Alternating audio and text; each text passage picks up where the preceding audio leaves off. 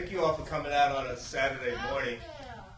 This roundtable is to discuss Fred Harris's new book, The Price of the Ticket. We thought that it might be helpful, since the book has received some editorials and commentaries.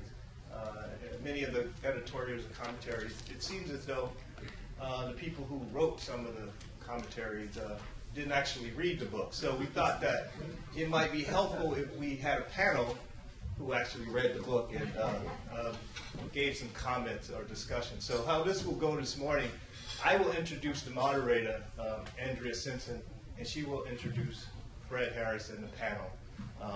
And then that's how we'll proceed. But I just want to say a few words about Andrea, our moderator. She's the chair and associate professor in the Department of Political Science at University of Richmond. Her first book was named the best book of 1998 on racial identity by the American Political Science Association, and that book was entitled The Tide That Binds. She was also awarded the Woman of Color Professional Achievement Award by the American Political Science Association. She and Fred Harris are currently working on a book called Black Politics. And without further ado, Andrea. Thank you, Carl. I'm really happy to be here this Saturday morning to discuss my friend and colleague Fredrick C. Harris's book entitled The Price of the Ticket. I'm going to first introduce Professor Harris, who will have some brief remarks, and then we'll return to me, and I will have very brief reflections on the book, and then I will introduce the three panelists at one time, and then they will speak in order of introduction. So first, Fredrick C. Harris, the author, is at the other end of the table. He is a long and dear friend of mine. I think we first met face-to-face in 1995. But before that, of course, I heard of Fred as I was on the market for a job, and Fred was on the market for a job. And for that reason, I wasn't getting many interviews.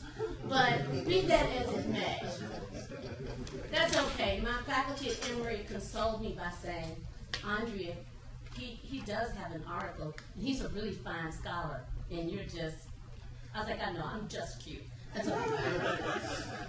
Not really. But I met Fred in 1995 when we shared a postdoc fellowship at the University of California, Berkeley. And we became very good friends, and I admire him very much in his thinking and his analytical skills. He directs the Institute for Research in African American Studies and the Center on African American Politics and Society here at Columbia University. His research interests include American politics with a focus on political participation, social movements, religion, and politics.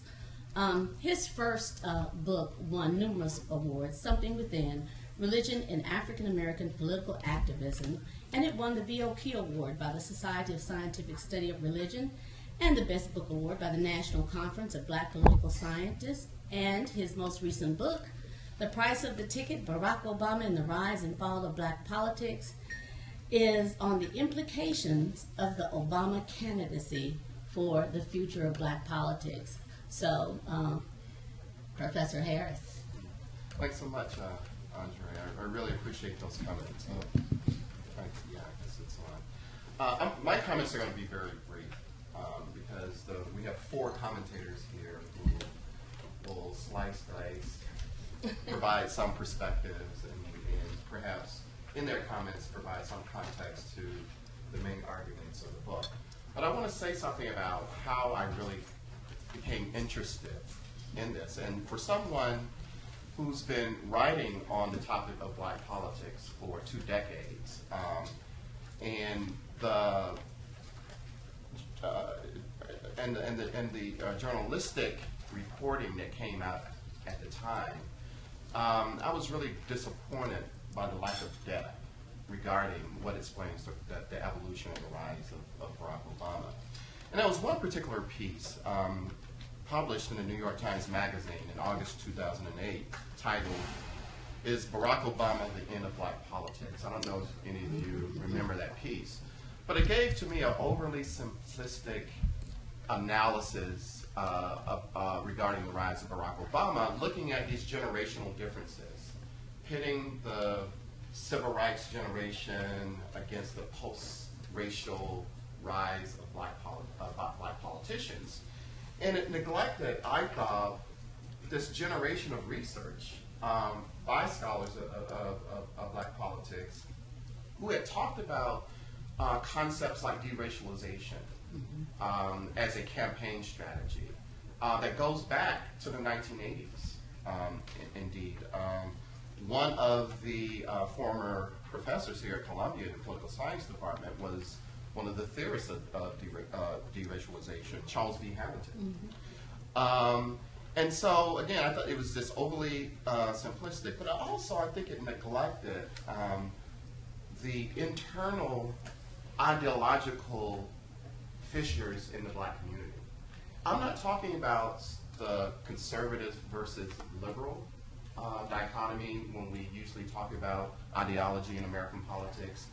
I'm talking about discussions about what are the best strategies and remedies to tackle racial inequality. And so we see this discussion in many ways crystallize, identify two ideological tensions. One within Afro-Christianity, the tensions between liberation theology / social gospel tradition versus the gospel of prosperity.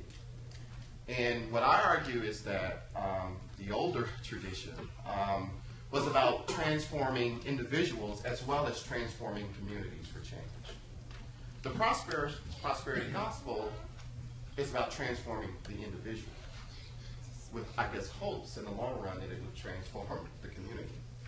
And so there seem to be no discussions of that, or the discussions about these latent class tensions within the black community around the politics of respectability that emerged in the late 20th century, but is still, I argue, persistent. It's taken on a different cast. It's no longer regarding internal debates within the black community. This idea that Du Bois's talented 10, who are, as I derisively describe as the untalented 9-10s,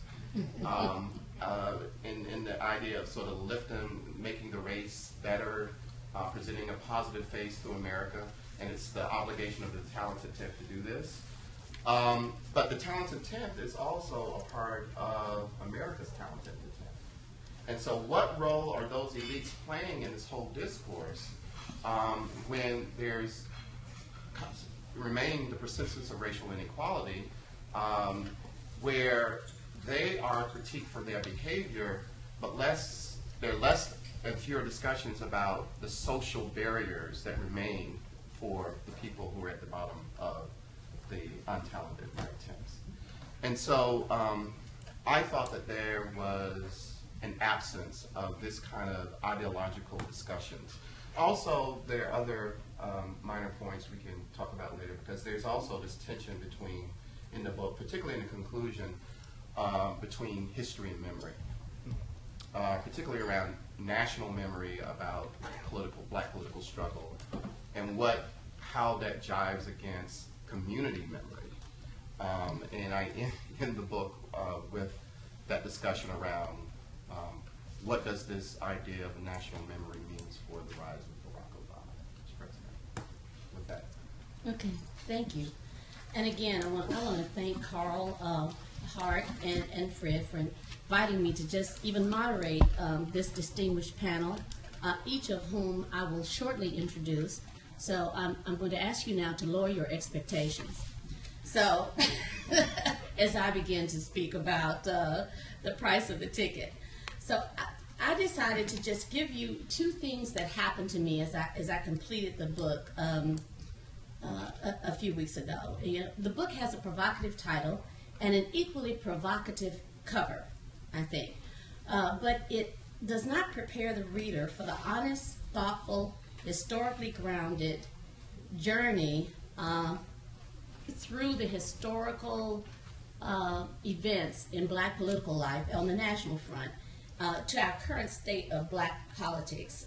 The journey is a rewarding one, but is discomforting. So I was thinking last night about an appropriate metaphor to describe my feelings, you know, alternative as I roll through the last chapter of the book.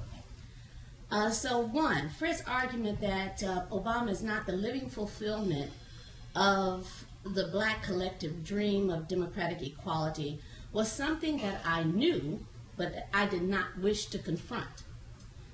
So his clarity about the power of our desire to make things seem perhaps more real than they are sort of felt like when you wake up from a warm dream only to find that the covers are on the floor and you're very cold. The second thing, because it's very hard to like characterize it. So then the second thing is when I contemplate the abandonment of the black political agenda, I wonder of what use am I, a scholar of black politics, yet I must admit that I am also the instrument of my own destruction, since I too heard the siren's song and answered it. This reminded me of a time when my father was admonishing me about leaving too much meat on my chicken breast. I came from a family of 6 children, so I'm sure some of you will remember those days when, you know, if you could get meat, you better eat it of any kind. And, you know, the clean your plate clubs that everybody was in. So as he began to show me how I had not adequately cleaned the bone by pointing out to me places where I left the meat, I started to protest. After all, it was just supposed to be a demonstration. He was supposed to show me a few neglected areas and give the chicken breast back. Well, he did not. He cleaned the bone himself and left me standing there feeling like, wait, I only let you hold it because I thought you were going to give it back and let me eat the morsels. It was a terrible feeling. You would think I would have learned when you surrender something you want so that someone can show you how to better use that something, you may not get it back. We handed our interest off to someone who we believed would show us a better way to get our interests met. We may never get them back, or if and when we do, we may get only the bones. So, our first respondent, Professor Randall Kennedy. He is the Michael R. Klein Professor of Law at Harvard University. He has written 5 books, and I'm just going to name a few. The 2 that I read carefully. Nigger, The Strange Career of a Troublesome Word. I love that book, and I especially like assigning it at a majority white institution. Race, Crime, because they try not to say it in class. You know, the book, I was like, no, that's not the title of the book. So, Race, Crime, and the Law, and his latest book, The Persistence of the Color Line, which is about Obama's skill at deploying black cultural cues in order to court the black community, but that his commitment to working on problems of the prison industrial complex and employment, may not be present there. Sitting next to him is Richard Iton, a professor of African American Studies at Northwestern University. His recent work, In Search of the Black Fantastic, Politics and Popular Culture in the Post-Civil Rights Era, is a brilliant and charitable project in terms of the state of black politics. I say charitable because Professor Iton always pokes us and reminds us to get out of our narrow vision of how to understand and analyze political life in the United States. Iton argues that not all cultural products are political, but the political has been and is present in the diaspora of cultural production. I'm really happy to see Richard Iton. He is a very kind and very intelligent man. The next in line, Professor Eddie Glaude Jr. is the William S. Todd Professor of Religion and African American Studies, Department of Religion and Chair of the Center of African American Studies at Princeton. Professor Glaude has won numerous academic and book awards. His latest book, In a Shade of Blue, Pragmatism and the Politics of Black America, is in language that I do not understand at all. But I want to say that I have managed to glean a morsel of it, which is that blacks could use a pragmatist approach in adapting to changes in the political landscape, such as the election of a black president, and reorganize to better manage the myriad frames created for us by the larger public, and address the systemic problems that still plague us in our communities. Finally, Anthea Butler, Associate Professor of Religious Studies and Graduate Chair in the Department of Religious Studies at the University of Pennsylvania.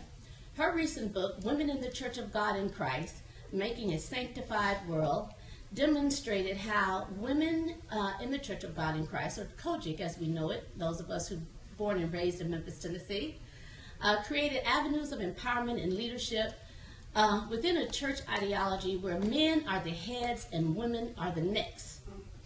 Professor Butler recognizes that you cannot turn your head without your neck.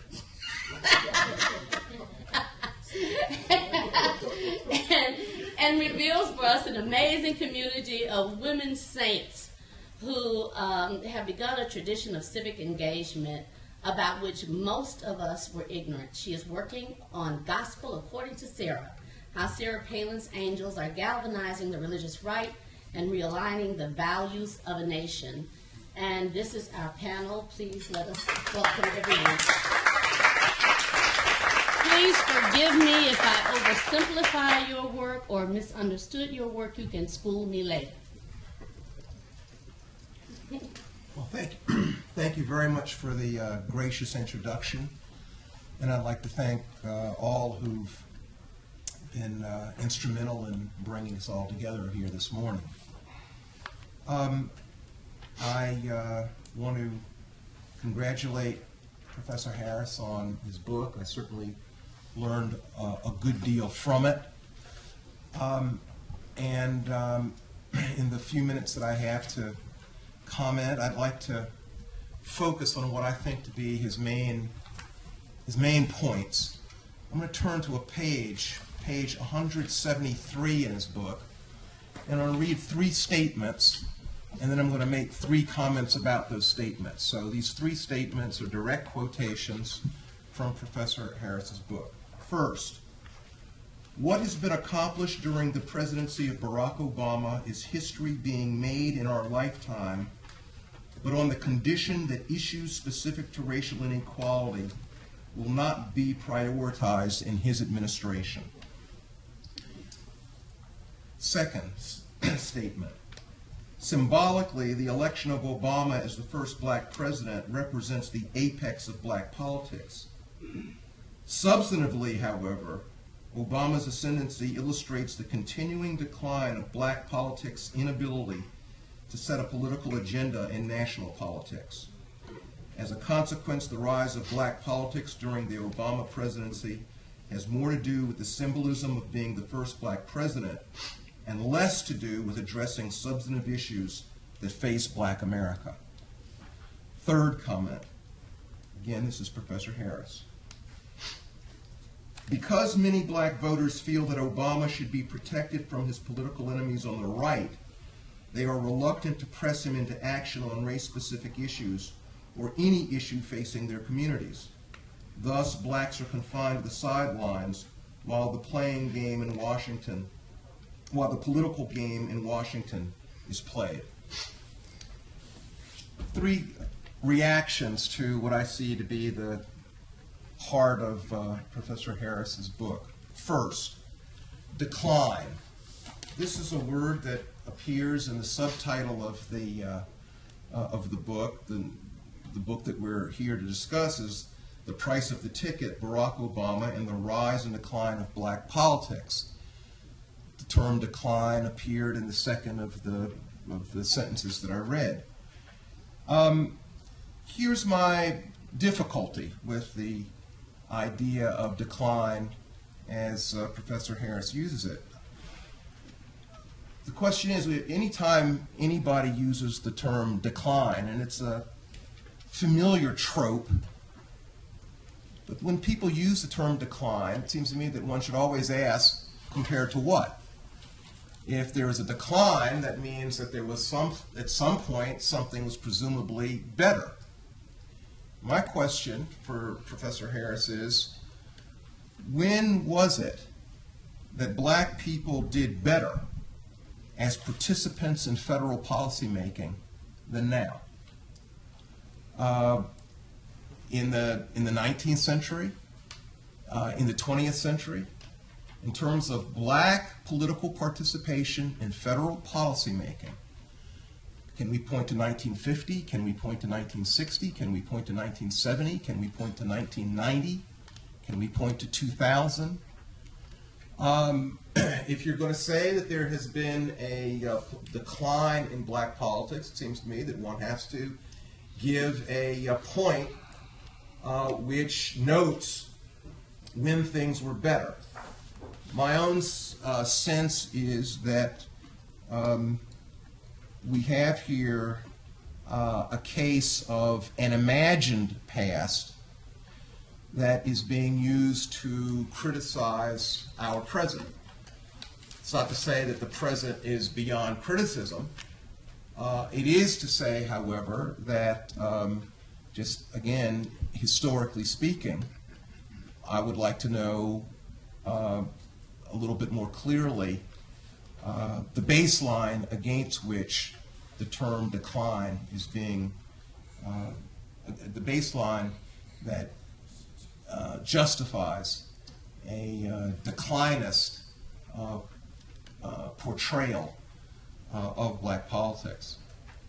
Second, in the quotes I read and throughout the book, I think it's fair to say that there's a considerable bit of disappointment that is expressed by Professor Harris in Barack Obama. Disappointment based on a belief that President Obama is deficient in various ways. Again, I would say, compared to what? Compared to whom? On the cover of Professor Harris's book, this is the cover, for those who haven't seen it. There is a photograph of Malcolm X, and beneath the photograph of Malcolm X, there's a photograph of Barack Obama. Now, and then in the text of the book, especially in the last, especially at the end, Professor Harris makes references in which he implicitly is comparing Barack Obama to Martin Luther King Jr. And of course, Malcolm X, neither Malcolm X nor Martin Luther King Jr. were electoral officials. They were leaders of movements. They were activists, but the disciplines in which they functioned, and it seems to me the disciplines by which we should judge them, were different than the discipline that Barack Obama occupies. Barack Obama is an electoral politician who plays by the rules of electoral politics. That politics is a very different politics than the politics of protest, and the politics of social protest. If one asks the question, compare Barack Obama to any other black elected official in American history, frankly, there is no comparison. He is sui generis.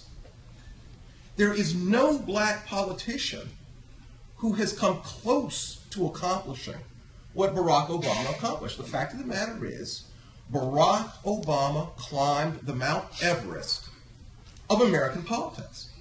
He did something that was absolutely extraordinary, frankly, beyond the comprehension, beyond the imagination of any other black politician. Yes, there have been people who had run for president before, very important people. Very admirable people.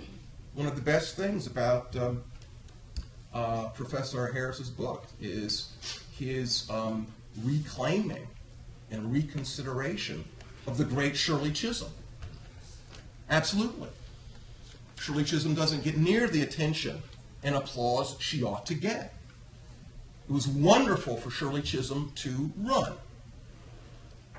When Shirley Chisholm announced that she was going to run, she said straight out, now I know I'm not going to win. She ran a campaign, very important campaign.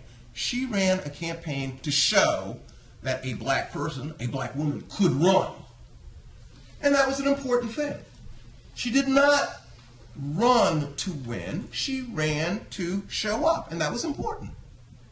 Jesse Jackson ran, hasn't gotten enough attention, hasn't, frankly, as far as I'm concerned, gotten enough applause. He, very important. He ran as a protest candidate. Barack Obama ran to actually win and succeeded in doing it. Now, on the question of, and absolutely extraordinary, it's an absolute miracle that Barack Obama is in the White House. And insofar as we're talking about in terms of just electoral politicians, we're talking about in terms of electoral politicians, it seems to me it's hard to deny him as an absolutely extraordinary figure in electoral politics. Now, third point. Third point. Professor Harris's book expresses considerable disappointment, not only with Barack Obama, but with the great mass of black Americans who have supported Barack Obama. In his view, they have given Barack Obama, sort of a pass, and have been too satisfied with symbolism. Quote from Professor Harris, "For many black voters, the symbolism of a black president and a black family in the White House is well worth the price of the ticket."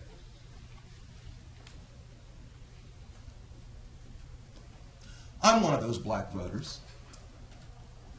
And indeed, I'm one of those black cheerleaders for Barack Obama.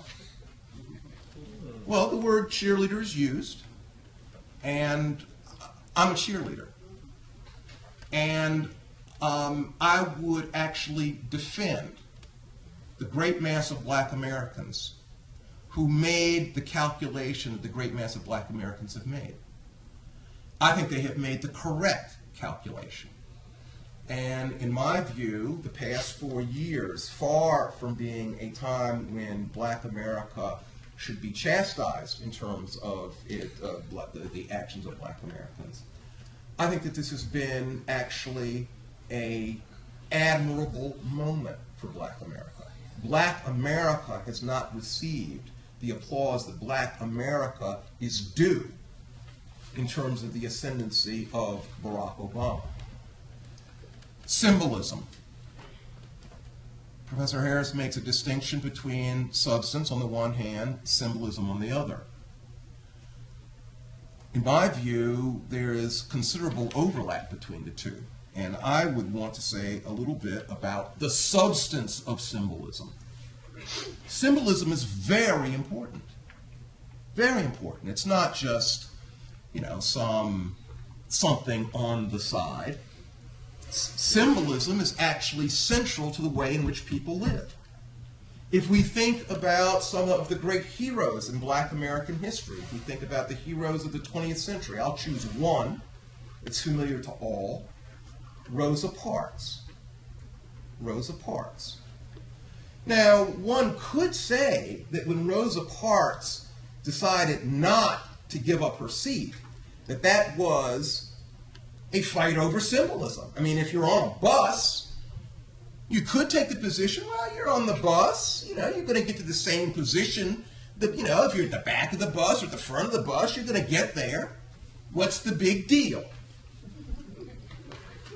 Symbolic, this being at the back of the bus. Or the Great Four on February 1, 1960, in Greensboro, who said, we want to be served here. Symbolism, maybe the hamburgers were better in the back, juicier. But they said, no, we want to be served here. Symbolism. People around the world today die and are willing to die over symbols because symbolism is actually substantive. It's part and parcel of what makes us. And it has the symbolism of a president of the United States being a person who calls himself black and is recognized as black. Is that important? I would say very important, extremely important, and worth the price of the ticket. Final point. The great mass of black Americans recognize that Barack Obama is in a very difficult position.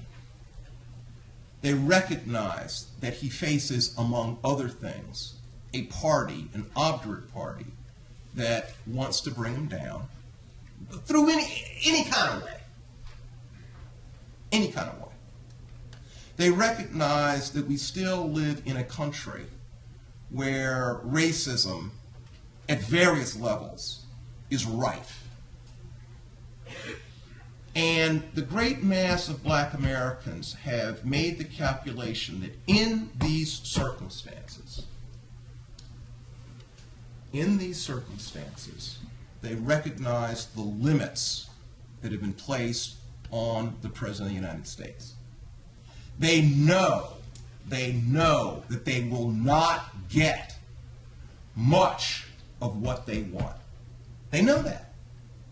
They know that the President of the United States, as powerful as he is, cannot speak candidly about race in America.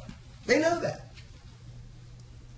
But they also know, or feel, or calculate, that at this moment in American history, it is worth it to have at least to some degree, progressive-minded politician who is black occupying that space.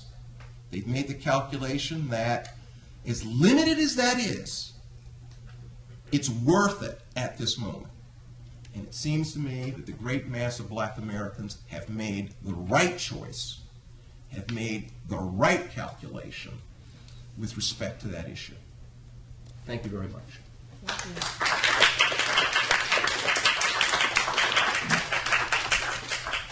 Professor Iton is next.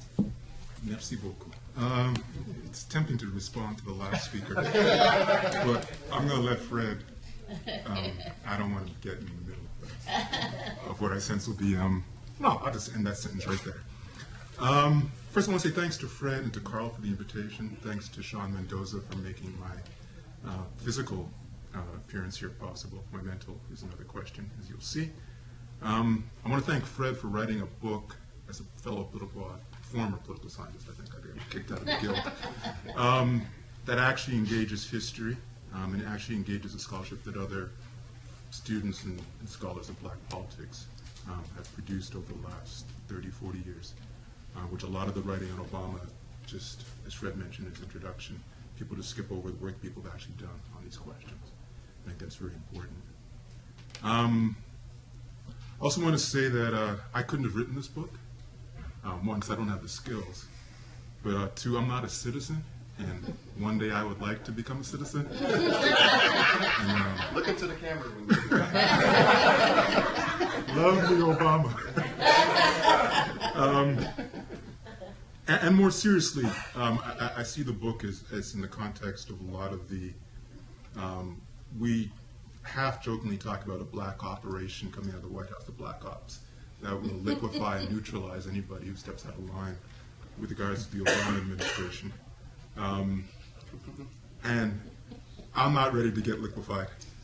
So I just want to commend Fred for his bravery in willing to step forward and be transformed in that way. I want to just basically raise 6 points that the book brought to my mind. A number of them are points that Fred makes explicit and raises as his central theses. A couple of sort of sideways, tangential thoughts that arise from reading the book. One of the most important questions that I see arising from the price of the ticket is the question is, what is black politics? How should we define black politics? And for the most part, I just raise that as a rhetorical question. I'm not going to try to answer that. I'm trying to answer that in my own work right now. But one of the things that the price of the ticket does is ask us in a number of very nuanced, cogent ways is, what do we mean when we talk about black politics? Who is included? What kind of processes? What kind of values, understandings, traditions are included, if any or all? What is black politics? And I might just a tentative attempt to think about how one might answer that question is to think about the difference between a black politics that is simply an agenda which you tick off things as you achieve them, in other words, a teleological definition of black politics, with the black president being, at least in the American context, the big ticket item. Once that's struck off, then we all ascend to heaven. And the second one, I think Fred's work is very much in this tradition, is a great example of this, is a notion of black politics in some way rooted in reflexivity, in thinking about the things that are assumed in modern politics, the things that are assumed in American politics as being valuable and being true, and what black folks do in their sensibilities, their productions, political and otherwise, is sort of have a reflexive stance towards these things, to ask the questions that are never asked by others. Okay? And I see the price of the ticket is really much working in that tradition. Second issue, which I think the price of the ticket raises, important issue, is the distinction between race relations on the one hand and race and racism on the other. Race relations is basically management. Race relations is, can we get a black president, get enough folks with different backgrounds vote for a black president? Can they live comfortably together in the suburbs, on TV commercials? Can we all just get along, as the recently late Rodney King put it? And you can have good race relations, as I think most of us know, and still have very fundamental, increasingly problematic in some ways, ingrained, structured, problematic situations in the markets with regards to race and racism. So working in Chicago, I can see that Chicago has not been improved in any significant way in the last 4 years, while race relations have gotten better. I think Americans feel more comfortable with diversity and difference now. And this is not just about racial diversity, religious diversity, also a question about sexuality as well, because of the Obama presidency. I think that's an important gain. But the fundamental questions of race and racism, structural, hierarchical problems that we're very familiar with, that can be registered and run off in statistics, in heartaches and bad health and all the rest. Those things are very different. Not disconnected completely, but very different from the question of race relations. And I think what Fred's work does is really ask us, when he's asking about racial inequalities, asks us to think about race and racism as apart from the question of race relations. That they're related in some ways, but they also might be disconnected.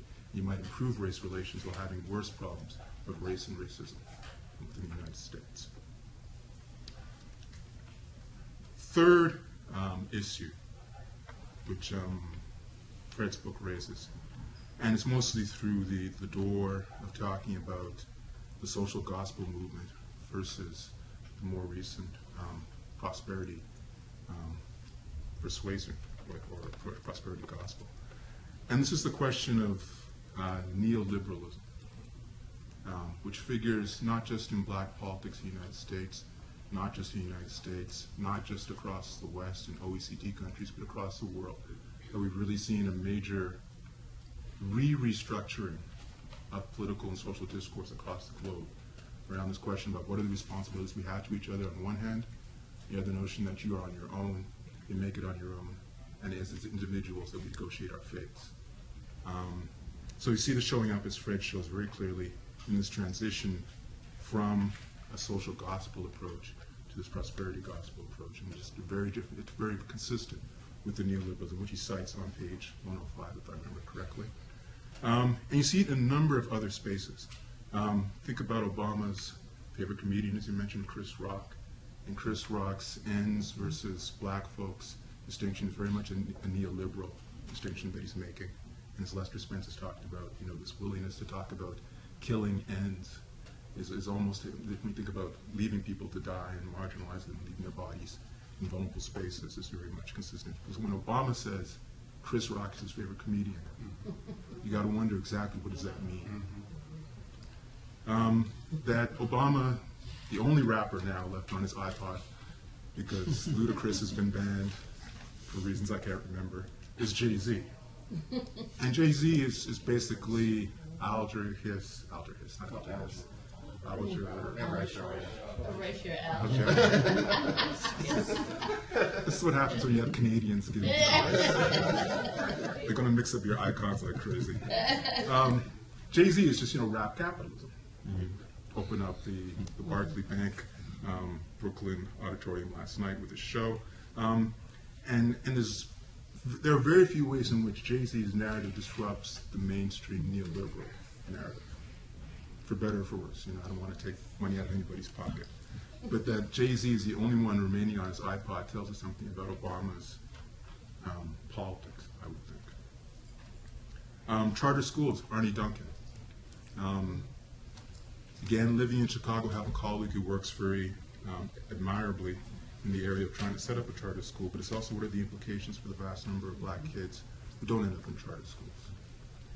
We've had a long strike, long by teacher strikes standards in Chicago, and Obama's choosing of Arnie Duncan as Secretary of Education tells us something about his placement on the spectrum of responses to neoliberal possibilities. Healthcare reform. Again, I'm a Canadian, so what you all do here is crazy. And given the range of choices, not to push for a public option, which I think, frankly, was possible at the time, not to have pushed for at least a public option was a great failure. And also, when Obama and Sebelius would suggest that it made no difference whether or not there was a public option, either showed they didn't understand healthcare policy or that they were just being dishonest. I'm not sure which one it is. And as many people have noted, the inability to talk about anybody other than the middle class. The working class has disappeared, the poor have disappeared. And even though Obama was against the welfare reforms that took place in 1996, after they happened, there's been no talk. And this is not just him, this is the Democratic Party, and the most part, this is most of the country, has basically settled that issue as the 1996 welfare reform was acceptable. And even Jesse Jackson, I shouldn't say even Jesse Jackson, and Jesse Jackson at the time made it very clear to Bill Clinton that if Bill Clinton did not support affirmative action, he would run for president in 1996. In other words, Jackson would challenge Clinton if you roll back affirmative action. When he rolled back on the welfare reform, Jackson didn't say a word, or put up the performance of disappointment. But it wasn't something that he was going to lose sleep over. And I think that caught, in a lot of ways, where folks were within black politics, within the civil rights communities, within the activist community to some extent on that issue. And now it's just settled. So that if you even suggest that you might be tinkering with the work requirements in welfare provisions and state policies, everybody stepped back. No, we would never do that. That's the last thing we want to do. So the way in which Obama has positioned himself in relation to this, not just Obama, so a wide range of folks, basically that's settled policy now. And for those of us who thought that the 96 reform was quite troubling, and just from a budgetary perspective, from a humanistic perspective, it's quite problematic. That is remarkable. Point 4, which was quite clear when Fred is distinguishing coalition options versus independent black politics, is the eclipse of black organic leadership. Folks coming out of black communities, a wide range of folks. Gus Savage comes out of black politics, and as Fred shows us, that might not have been the greatest thing. Mel Reynolds as well. Chicago has something with that particular district, producing interesting characters. But Obama, for better or for worse, Cory Booker is the same way. You have now a number of black politicians who do not come through any kind of visible, recognizable black political structure.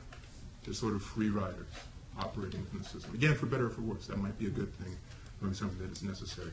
This is a different trajectory that we're talking about. People who become presumed to be black politicians with some kind of relation to the traditions and the interests of black communities, but actually have been arriving in these positions from very different trajectories. And again, I'm not putting a normative tag on that, I'm just saying that that's a question that Fred's book raises. Last 2 points. I think a lot of the questions that Fred raises about the Obama presidency and the reactions of black constituencies to the Obama presidency are the same types of questions that people are asking, black publics are asking or not asking or talking about in the kitchen, but not talking about in front of microphones, in front of pollsters in Canada, in the United Kingdom, and to some extent globally. There's a way in which we've seen a shift. I follow the UK and Canada pretty closely for comparative reasons. We had a generation that came into Parliament in England, folks like Bernie Grant coming out of Tottenham in the 1980s, very activist, very organic, along with 6 or 7 other people at that time. And now the person who holds that seat, David Lammy, is very much Labour representative, but very much someone who responds to the party, doesn't primarily respond to the interest raised by the community. And seeing the shift again from organic types of politics to other forms of politics, again, for better or for worse. Not just in the United States, you've seen it in Canada, where organic black politics has disappeared off the map completely. And if black politicians exist, they are people who work for the party first and are black secondly, largely for decoration. And the same thing happened in England and elsewhere. And it goes to a broader question relating to what I would suggest is the abandonment of a diasporic sensibility in black politics, linking the way that black folks think and act and identify and move and mobilize.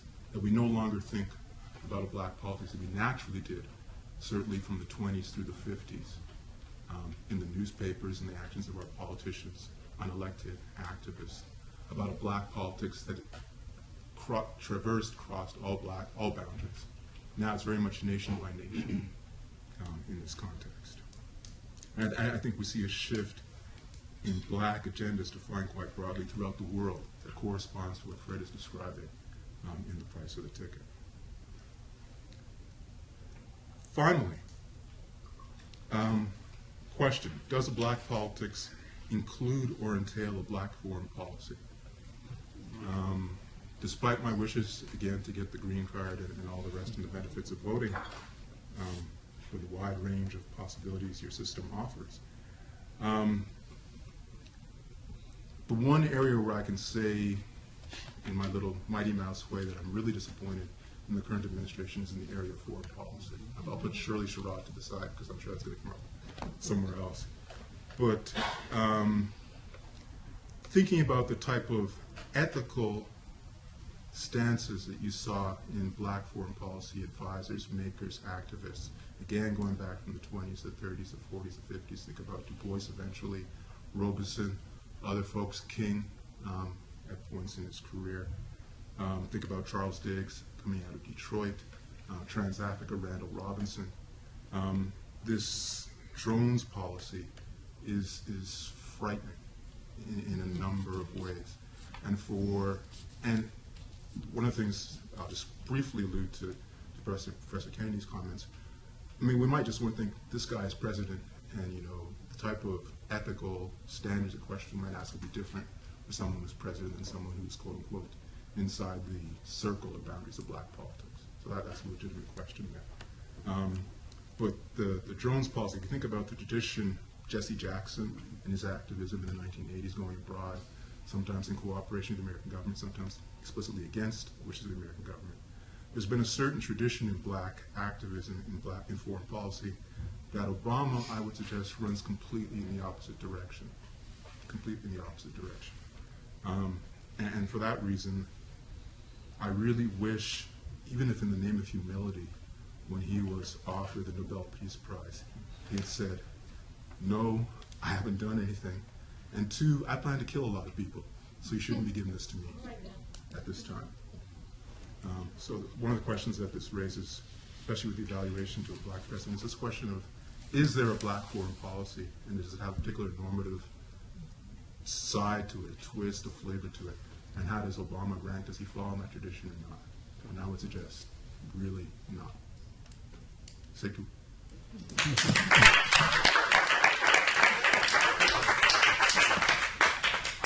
I want to thank the organizers of this event for giving me the opportunity to have such a wonderful conversation with such brilliant colleagues. I want to thank Carl and Sean and Andrea for their wonderful, wonderful work in framing and setting up this event. I want to thank Fred for this provocation.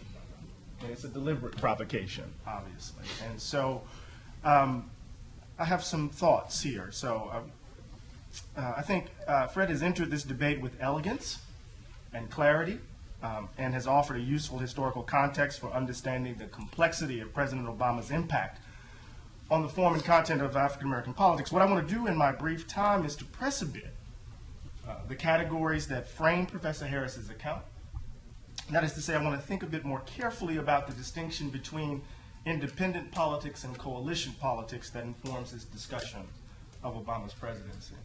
Now, in the backdrop, of course, is the distinction that Professor Kennedy brought up between governance and struggle. And we can think about that a little bit more as we talk in the Q&A. So my basic contention is that at the heart of both forms of political engagement rests a deformity of black democratic life, rooted in the distorting effects of white supremacy. That the idea of representative democracy takes a distinctive form at the national level in black communities precisely because the assumptions of white supremacy affect a kind of civic exclusion and install a representative elite that claims to represent the interest of the race without popular deliberation or accountability. Wink and nod politics, in fact, is predicated upon a problematic idea of representation based in a deformation of black democratic space. Whether that politics takes the form of independent political engagement or efforts to build coalitions across different interest groups, the idea of representing the interest of black folk without deliberation and accountability still holds and subsequently distorts. The irony, of course, is that this procedure doesn't require white people. In fact, the very idea of linked fate is its lifeline. I take it that Professor Harris, and this is admittedly a strong reading, suggests that President Obama's presidency makes explicit this dimension of African American politics. That how his presidency works within black communities is the height of this distortion. So Obama is not really the problem. Something much more basic is at work here, and I hope we can talk about this. The last chapter of the book struggles with how the idea of, quote, the elected official as role model is incompatible with accountability, a central tenet of representative democracy, end quote. More specifically, that the very symbolism surrounding Obama's presidency results in an abdication of democratic responsibility on the national stage. And we can talk about symbolism in relation to Randy's earlier point. Yeah, we really got to talk about that. I think we all don't talk about it. Yeah. That's that we, right? The chapter is particularly powerful to me, especially the citation of Richard Fenno's work, Going Home, Black Representatives and Their Constituents, right? You kind of see very clearly the distortion of black democratic life in the very ways in which folks are responding to their representatives. Now, what I've been talking about is what Adolph Reed describes. Yes, I'm citing Adolph Reed. What Adolph Reed describes as black custodial politics, right? This politics collapses the complexity of black life into an undifferentiated mass in need of representation by a particular black political class. It also short-circuits the need for substantive deliberation and banishes mechanisms of accountability as black elites broker on behalf of black constituencies whose interests are, so it was seen, readily identifiable. The effect is the demobilization of black democratic energies that results in a kind of non-participatory politics as black folks every election cycle are treated as the herd. And I want to suggest that this politics of racial custodianship rests beneath both forms of black politics that Harris identifies. So the answer to its distorting effects is much more complicated. I mean, we should think of, for example, the strategy of deracialization as the latest instantiation of black custodial politics. It is predicated on an idea of linked fate, racial trust, and aspirational claims that can take on symbolic significance that we need to interrogate very closely. Now, there's a story we can tell about black custodial politics, right? Briefly, it begins with the effects of slavery and Jim Crow in constraining the very way black politics is imagined, placing an idea of collective interest and representation of those interests at the heart of its practice. We can refer to Harris's discussion of the politics of respectability. We can also locate the importance of the discourse of racial uplift and the politics of respectability here in the actual failure of the state to protect black citizens, right? The way in which black civil society has to be constituted in relation to a state that is actually hostile to black interests, and how that then distorts the very way in which we engage in the political process or the democratic process. It is a form of political engagement, in effect, rooted in the inherent failure of the state to protect black folk, although there's an irony because there's a constant hailing of the state for protection in interesting sorts of ways. So the transformation of black politics in the aftermath of the black freedom struggles of the 1960s and 70s, I'm just kind of giving you a broad outline of how I would tell that story, and culminates in the neoliberal consolidation of a particular regime of black representation with the election of Barack Obama. Now, obviously, to include President Obama in this story is a provocation, and I don't have the space or time to vindicate it. Maybe I don't have the courage to vindicate it here, but hopefully we can talk about it. But following Adolph Reed, I want to suggest that with the reduction of the Civil Rights Act, of civil rights activism into the iconography of Dr. King, with his federal holiday and now with the memorial in D.C., the impact of Jesse Jackson's presidential bids in 1984 and 88, and with the election of President Obama in 2008, what we have witnessed is, quote, the most radical narrowing of African-American political action to date, end quote. So the idea of identifying, so the question, I'm going to just say this really quickly. So inherent in Randy's first question is a narrowing of the very conception of African-American politics by trying to understand, right, or establishing a kind of identity between black politics and federal policy, right? That politics is much broader than just simply federal policy, right? So I think we've witnessed the most radical narrowing of African-American political action to date, in which the totality of black political concerns on the national level seem bound up with the relative success or failure of Obama's presidency. And of course, we need to think about this in relation to Ron Walters and my colleague Paul Freimer's notion of black folk as a captured electorate, that as a particular group participating in American democracy, right, we are unique in the very ways in which we actually pursue interests that impact our communities, right? Alongside this narrowing of black political action, in fact, it enables it, in my view, is a moralist narrative of black struggle that works either to discipline dissent or serves as a justification for criticisms of the president's purported failures.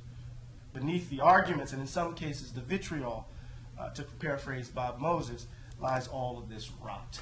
Right? So I'm trying to think that there's a way in which the narrative of black freedoms, the black freedom struggle, serves not only to discipline dissent, but also serves as a justification for those who are on the margins of President Obama's ascendancy to critique him. Both of them are deploying the narrative in very self-interested ways that are not rooted in genuine democratic. And so I'm trying to think that Tavis and Cornell and Obama are flip sides of the same coin, right? And these are my boys, right? So we can describe this particular story of black political praxis as a kind of hegemonic black liberal narrative that casts into the shadows more radical and democratic forms of black political engagement. Harris gestures at this problematic story near the end of the book. I'm thinking about page 188.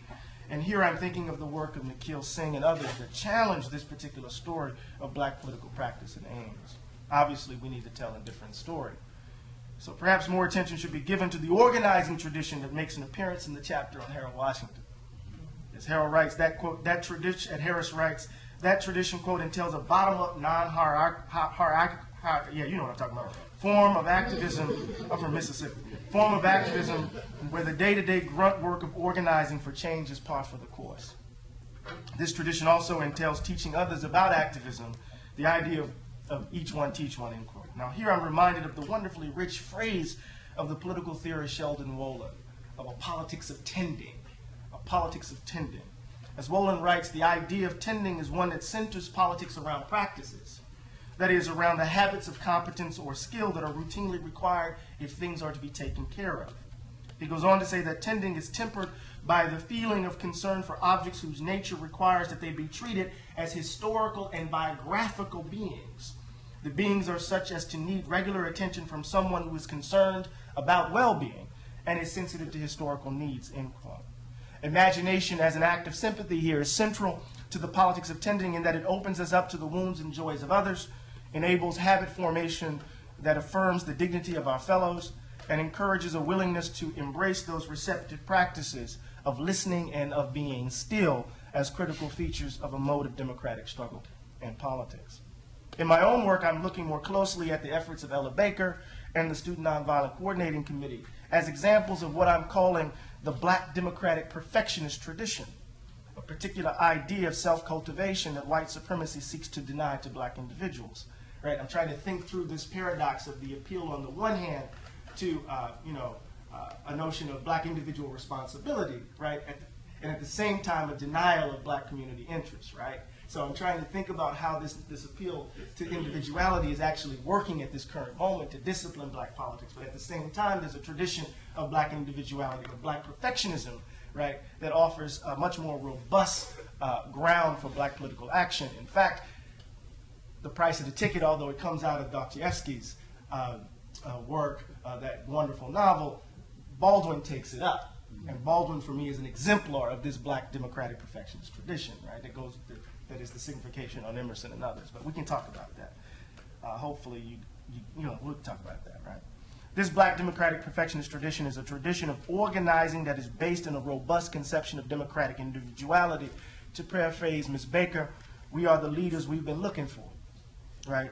Or strong people do not need strong leaders, right? This is, But even here, we see how a distorted form of representation can capture even those democratic energies. That is fleeting, or to use Wolin's language, is fugitive, right? It is an organizing tradition. It is the organizing tradition, for example, at the heart of the Mississippi Freedom Democratic Party's challenge to the Democratic Party in '64. But some argue that the party's effort to challenge democratic energies, channel democratic energies into political elections resulted in the demobilization of the constituencies in Mississippi once the elections were won.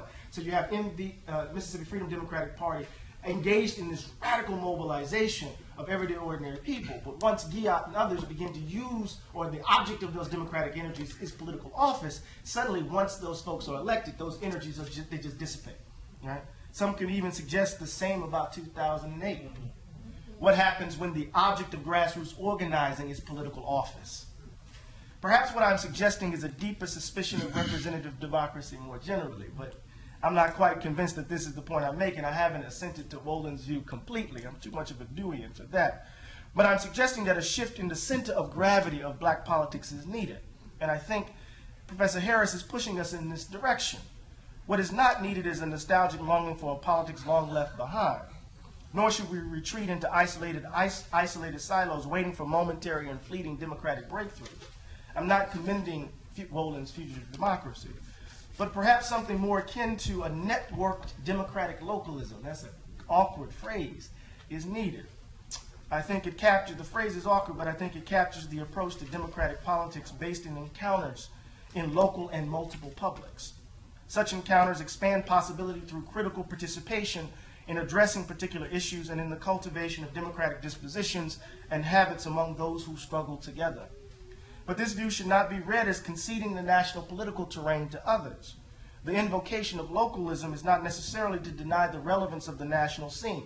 And here I'm trying to flip the logic that informed Gary in '72, the logic that has informed black politics in and around running black folk for president, right, which is aimed at activating the base in order to get black folk to vote, which would then have an impact at local, state, and national levels. Part of what I'm trying to do is to flip it and say what we need to do is begin to think about the local as a way of impacting the national, as opposed to national impacting the local, right? Just as Ella Baker's NAACP organizing took her all over the South, establishing pathways, connections, and conduits that connected her practice across geographies, a more generalized understanding of democratic localism presumes the circulation of local practices and effects along a network of efforts to address particular problems in light of specific situations. Collectively, such efforts constitute loosely a national thrust. Substantively, the substance of the practice is evidenced in a receptive orientation close to the ground. Now, all of this is a bit too abstract and the stakes are too high to get lost in the fog of academic concerns. This is what makes Harris's book so powerful, so I will end with his words. Quote, "Black America is still battling structural inequalities, manifested in racial disparities in education, health, wealth, and justice. Obama is expected to lead Black America to the promised land, not as a voice of opposition to the government, demanding it act on behalf of the poor and the outcast, but as the commander-in-chief of the American empire. One day the question will be asked," Harris writes, "years if not decades from now, whether the sacrifices of previous generations were worth the rise of a race-neutral Black president, whose ascendancy was made possible by their efforts. As it stands now, the price has not yet proven its worth and sacrifice to the memory of those lost in battle, nor for those who still sit at the very bottom of society, still believing and hoping in the possibilities of change." End quote. It seems to me that Ms. Baker's question returns. Who are your people? Thank you. Professor Butler. Well, yeah, I understand that. I think I need to start off my remarks today with a disclaimer, and that disclaimer is Professor Harris and I have talked a lot about the price of the ticket. There have been many phone calls day and night about this book, so I have a different perspective about this book than most people, and I agree with him. And I also want to say that I'm a supporter of President Barack Obama, but I am not a surrogate. And when I say that, that's something very different. I am not here to carry his water. He has not paid me to carry his water. And I will not tote his water at the expense of my people. All right? So I just need to say that up front because I think it's really important. We can laud climbing that Mount Everest of white supremacy. But if you get to the top of that Mount Everest and you plant the same flag of white supremacy, that means something else altogether. And if you're going to plant that flag and you are going to be the president that represents us all, you also need to think about the other kinds of values that Americans do represent that are not just warmongering values that drop bombs on people indiscriminately, that side with the people who have decided to take foreclosures out in the Black community and not have paid for that and have destroyed Black wealth, which I'm going to talk about here in a bit. But I want to start off with a story. Last fall, I taught Intro to Africana Studies at the University of Pennsylvania, and for the last class, I wanted to challenge the students about the image and symbol that President Obama represents. So I chose to show a video in class. That video was a parody of a Waka Flocka Flame song, Hard in the Paint, which was called Baraka Flocka Flame. Now, if you haven't seen it, you need to go get it on YouTube. Most of y'all know this if you, like me, you part of that 9/10 of the rest of the people. I don't count myself in the talented 10th at all. But the video opens with the President Obama and First Lady Michelle Obama riding in the presidential limousine to a boarded-up house in South Los Angeles. They jump out the car. The man named James Davis, who prayed Baraka Flocka Flames, yells out, "I'm the head of the MF state nigger." Now, this was shocking to my students. It's not respectable in any way. This video shows President Obama hanging out with the homies in the hood in front of the house, drinking, cussing, smoking weed, and a break sequence where everything stops when the ice cream truck comes by. And what happens is that the ice cream truck, he stops and Michelle clearly wants ice cream. He goes to buy ice cream, and then the whole thing starts up again. You got a pit bull, you got everybody hanging out. It's great. It's a scene. It's a barbecue. It's happening. And this raunchy video was sort of this imagination about what people kind of wanted President Obama to be. It's like he's on this one hand, this very big figure of respectability, but you just want him to be down with everybody. You want him to be able to roll through the hood, come hang out with you at a barbecue or something. This is not that president, okay? Now, when we cut the video off, my students were horrified. My African-American students wanted to beat me up. You mean you told me all this time about slavery and Jim Crow and people getting lynched and everything, and then you showed me this? The white students didn't know what to do. They were like, "Should we laugh? No, should we not laugh? Can we show some emotion here?" And everybody was just decentered. They were completely decentered. They weren't sure about what they should feel. It was a moment of disassociation. But why did I do this to them? I wanted to provoke them. I wanted to provoke them to think about what these representations of the president, of this first black president, really means. And this whole sort of marching up to the Mount Everest that you talk about, Professor Kennedy, everybody thinks you hit that mountaintop. And was the mountaintop that King was talking about the pinnacle of a black president, or was it something else altogether? I kind of think it was something else altogether, because I don't think that's the pinnacle for us. I really don't. But let me go on. While everybody in the black community has lauded this black president and proclaimed America post-racial now that a person of color has been elected president, the reality we live in is something else altogether. Professor Harris's book, The Price of the Ticket, investigates that reality fully, and for that I'm grateful. It is hard to be the lone prophetic race man crying in the wilderness of 14.1% black unemployment, record foreclosures in the African American community, and a staggering loss of black wealth under the aegis of the first black president. According to the Pew Foundation, since President Obama took office, whites have 20 times the net worth of blacks. In this insightful and probing book, The Price of the Ticket, this history of how black political action has arisen and the tensions within the community structures that have helped black politics to rise to a certain kind of point are there. And how we struggle with this symbolism, respectability, and the deterioration of community structures that instilled certain types of community values that we as African Americans could count on, that we had structures that could impose upon the government to ask for certain kinds of things. More importantly, it puts the black community's concerns into a broader conversation about whether or not we can still consider the black community as a separate group that is worthy of the same rights of advocacy that LGBT groups get, Latinos, and other groups receive from the president. I submit that black people as a community right now in the White House are probably like that girlfriend that you have on the side. You know you're kind of fat, right? You know you need to lose 10 pounds, and I could bring you out somewhere if you would just act right. Okay? That's what this is. We are the hidden girlfriend of the president. We the ride or die chick that'll go with him anywhere, but he will only call us at 2 o'clock in the morning. No, Adolph Reed actually said that. Okay, see, but I didn't even know that. But He said 2 a.m. booty call. Yeah, we got a 2 a.m. booty call. We're going to be a 2 a.m. booty call when it comes time to vote, because this is why all of a sudden everybody just woke up and said, we got to get everybody registered. But you should have been thinking about that before 2010 when the right got into office, but I'll get to that in a minute. I want to engage Professor Harris and the members of our panel this morning about 3 distinct and important issues that undergird this book. One is the role of religion in the African American community and the collapse of these structures that have traditionally undergirded the community. Second, respectability, how notions of this have hardened the concepts in African American community away from helping the poor, and this is really important. And third, how the symbolism, as at first African American president we have in President Obama, has reinforced and transcribed that respectability issue, while at the same time creating the post-racial racial firestorm that is continuing within the 2012 presidential election campaign. Just because we have a black president doesn't mean that racism stops. Actually, it escalated in a completely different kind of way in this collective, disaster that is happening on the right now. We need to talk about, I've spent the last year and a half following Tea Partiers writing this book about Sarah Palin. I need to tell you all that if President Obama wins in November, there is going to be just like a scream on the right that you've never heard. These people are going to fall down in horror, screaming and clutching the pearls. And it is going to be it's going to be a dangerous time in this country. We need to pay attention to what's happening.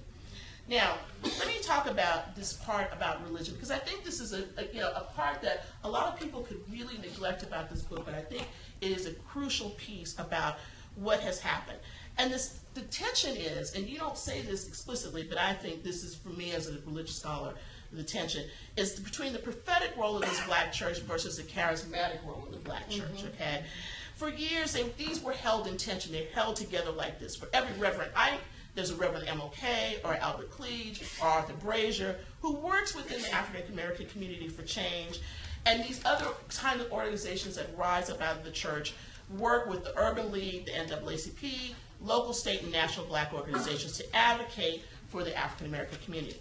The advent of the full gospel Baptists and Morton and others, and what I call prosperity pimps, and I will say that over and over again, I don't care.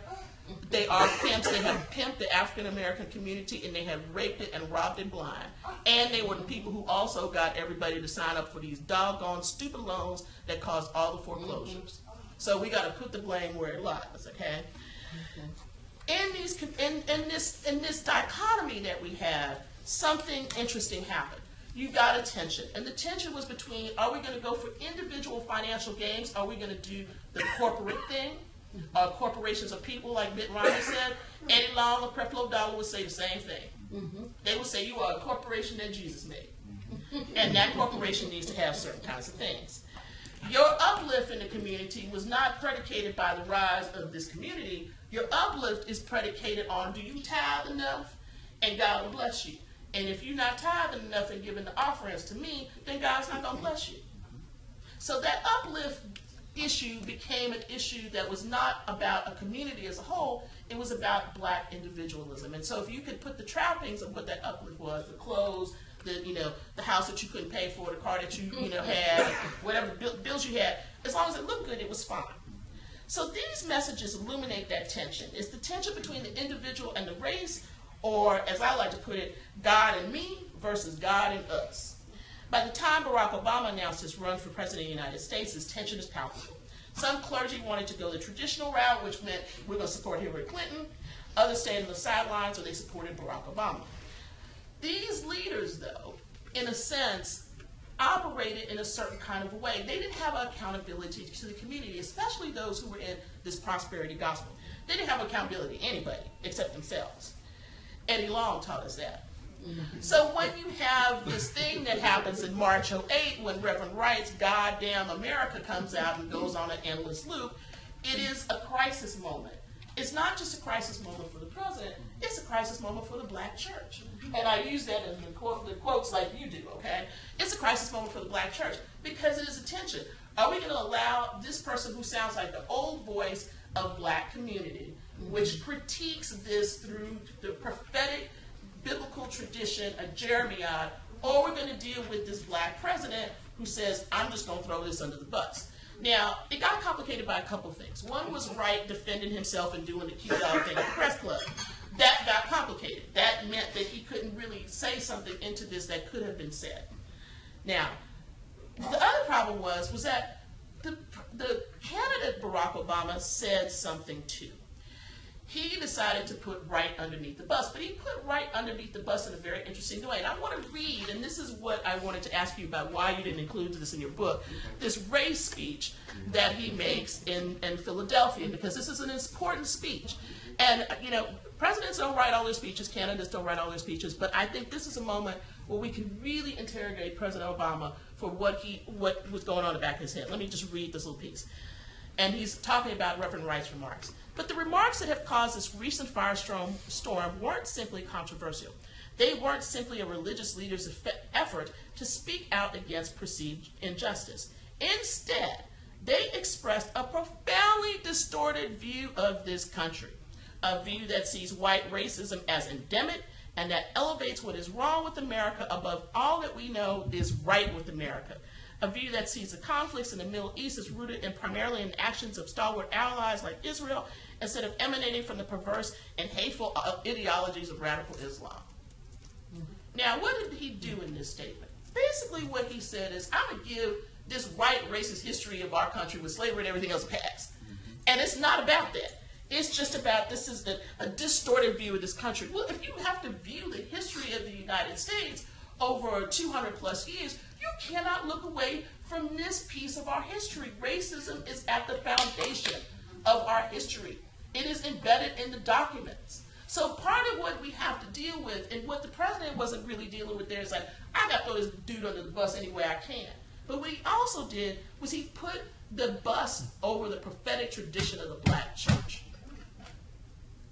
And basically said, you all are not going to talk about this stuff when I'm in office. I can't have you hold these people accountable. I'm not going to talk about race in this way anymore. I'm not going to critique this history that is embedded in everyone. I am going to let this pass because I have made the decision I'm going to walk up to Mount Everest, and I ain't taking y'all Negroes with me. Second, let's talk about respectability. I know you want to. I was just going to say, let the church say. Some of the church want to kill me right now, but I know that this is important.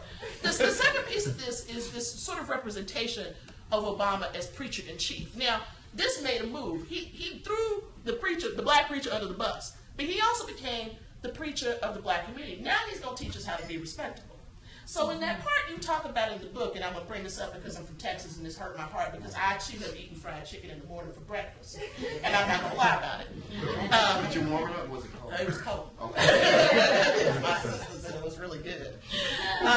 He starts off this respectability chapter in the book with an anecdote about the then candidate Obama in Beaumont, Texas, who chastises the predominantly black audience for feeding Popeye's fried chicken to their children in the morning. Yeah, he says that's terrible, you can't do this. But, I want to ask a question. Have you been in a food-poor community before?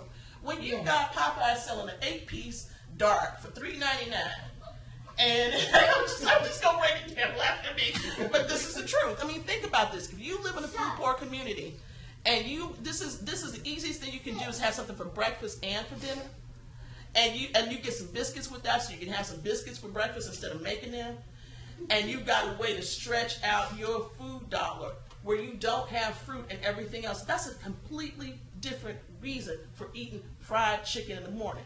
I ate fried chicken in the morning because I can, okay? But I can go get something else. Some people can't go get something else. It is a complete negation of what is going on poverty-wise in the community. So then you go forward and you get this same preacher president later on after he's kicked Reverend Wright underneath the bus, going into Arthur Granger's large church in Chicago and talking about the role of fatherhood and everything else. Well, Mr. President, if you don't teach certain things that people don't understand about birth control and everything else, you can't just tell them how to be better if you're not providing this foundational piece. And so whenever I hear these things about, he talks about respectability, it pains me because at the same time, it is disingenuous to not think about the structural issues and the ways in which the community has been taken apart, where those things have been taught about before, but now that this community is becoming decimated in certain kinds of ways, you can't talk about it anymore. A sidebar about respectability. One of the most important things that has happened because of the 2008 election and now is that we have the model of what a black family is supposed to be. Yes. And this has become very precious to a lot of African Americans. But I also submit to you that the ways in which that family is constructed and the ways in which the family is portrayed, the ways in which Michelle Obama has been softened from a woman who could say, I'm finally proud of this country, to I have flowery dresses on all the time and I'm mom and chief and I have a garden, is a respectability shift. Mm-hmm. And that you don't talk about in the book, but that is also the price of the ticket, is what are the ways in which we show a black family. Everybody else is allowed to have 2 men or 2 women or whatever else they want to have as a family. But the black family still has to be a man and a woman. Mm-hmm. And it has to be intact. And it has to be all of these things that is an amazingly tough thing to rise up to. And it doesn't work for a lot of people. And it just won't ever work. And I'm not saying that in the same way that Mitt Romney says that those 47% people aren't going to live. It's just a reality of life. Stuff happens. And you can't just say that this is the pinnacle of everything just because we have a black family in the White House. A black family that gets vilified all the time. Then finally, I want to talk about very quickly is post-racial firestorm so that you can chime in and say what you need to say. One of the unintended consequences of President Obama not really talking about race and the ways that he could, and specifically paying attention to concerns of the black community, has been a rise in racial violence and the rise in the ways in which he has been depicted. After a year and a half of following the Tea Party, I have an assortment of all kinds of racist things. Nobody has ever said the N-word to me at any Tea Party rally. But I have been able to buy all sorts of things showing Obama as, a savage, larger lips, darkened, everything. It is a whole culture out here of how the right has constructed race in this time period. And so what I told people after the end of the election, when the gun sales went up 78% in the first week that President Obama was elected in 2008, was this. I said, you are going to see this collective heart, because even the poorest white person in this country, even Honey Boo Boo's mother, could think that one day she too could be, be president. And the moment you got a black person in office, that meant that those dreams had died, and that this collective miasma that had happened over parts of the white community were willing to sell off their interests to people who pandered to them and said, we're going to take care of you, and didn't do anything either, right? And said, well, just vote for me, I'm going to take care of you, and not care about their interests afterwards. They realized that the train had passed them by. And that created anger. And this is talked about in Charles Murray's book and other things right now that I think is a very big issue. Because he has run away from the black community so much, what has happened is this sort of interesting inverse thing. The black community has been replaced by the poor, white, oppressed white community. And what that means is now is that if President Obama wins in November, what is going to happen is now you can have the poor oppressed whites taking over the concerns of the black community. And they are going to be this new subgroup because they are outside the camp now. That is the line. That line is being written right now. If you start to read these conservative things, they are writing themselves into this. We are now the minority because look, all the demographics have shown us what's happening, everything else. We have to fight for our rights, and this fits very well into a narrative of declension. It fits into a narrative of the end times if you want to go the evangelical Christian route.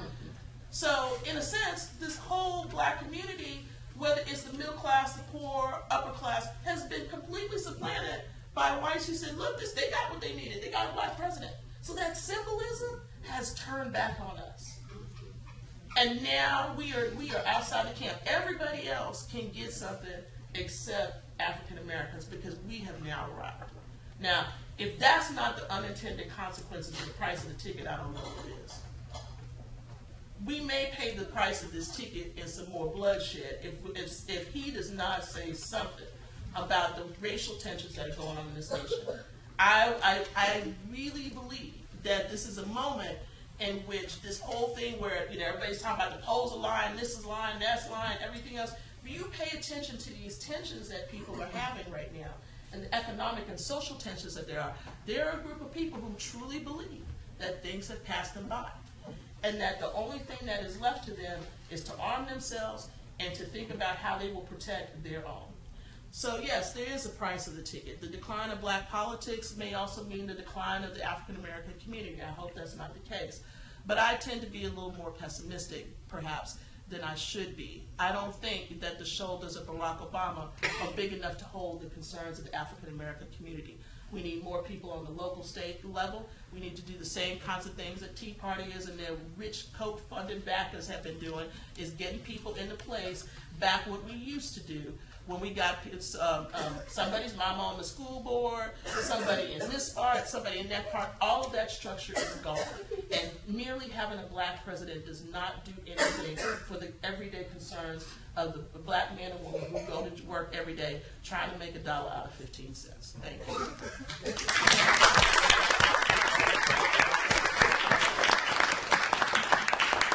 Well, we're going to allow Professor Harris to respond, but I've just got to say two little things to Professor Kennedy's statement of the overlap of the symbolic and the substantive. I would submit that what may appear to be symbolic things, such as Rosa Parks not giving up her seat, are for me, as somebody who's read everything I could possibly read about the Montgomery bus boycott, that was just the beginning to the kind of sea change and substantive opportunities for blacks. Because if you remember the movement, it went from an argument about riding the back of the bus to the hiring of black bus drivers. And ultimately, that's where they ended up. So sometimes you begin with something that's symbolic, and I do think organizers and strategists are aware of the power of symbols. But it's not a substitute for, things that can be measured, opportunities for jobs. And it was about more than, riding at the front. It was about the whole, and in fact, it broke the back of a private bus system, and it ended up with public transportation as the norm in the country rather than private transportation. So I wanted to say that, and also, yeah, blacks may have made the right choice, but we also make the only choice that we have because we're a captured alliance. And I don't know if I want to separate achievement. I respect Barack Obama. I think he's a consummate politician, but I don't want to separate that achievement from responsiveness. And while he may not be able to play the protest game, he can play the political game of bargaining for black interests. That's what politicians do. But I think the people on this panel sort of don't see an inclination to bargain and to put those things even on the agenda. And for me, I live in Richmond, Virginia, and I just want to tell you guys that last week I saw the most horrific thing that I've ever seen on television. NASCAR was in North Carolina, and there was a platform truck down there with the most horrid effigy of Obama hanging. It was kind of a wax figure, it was huge. The person driving the truck also had other people on the flatbed, I think, to sort of ameliorate what he was really trying to say. But it was just as Professor Butler has described. It was a working class white man saying, I'm putting Obama along with all of these other Wall Street people and these kind of people who are denying, you know, working class white people an opportunity. And of course, if you know anything about NASCAR, you know who the fans of NASCAR are.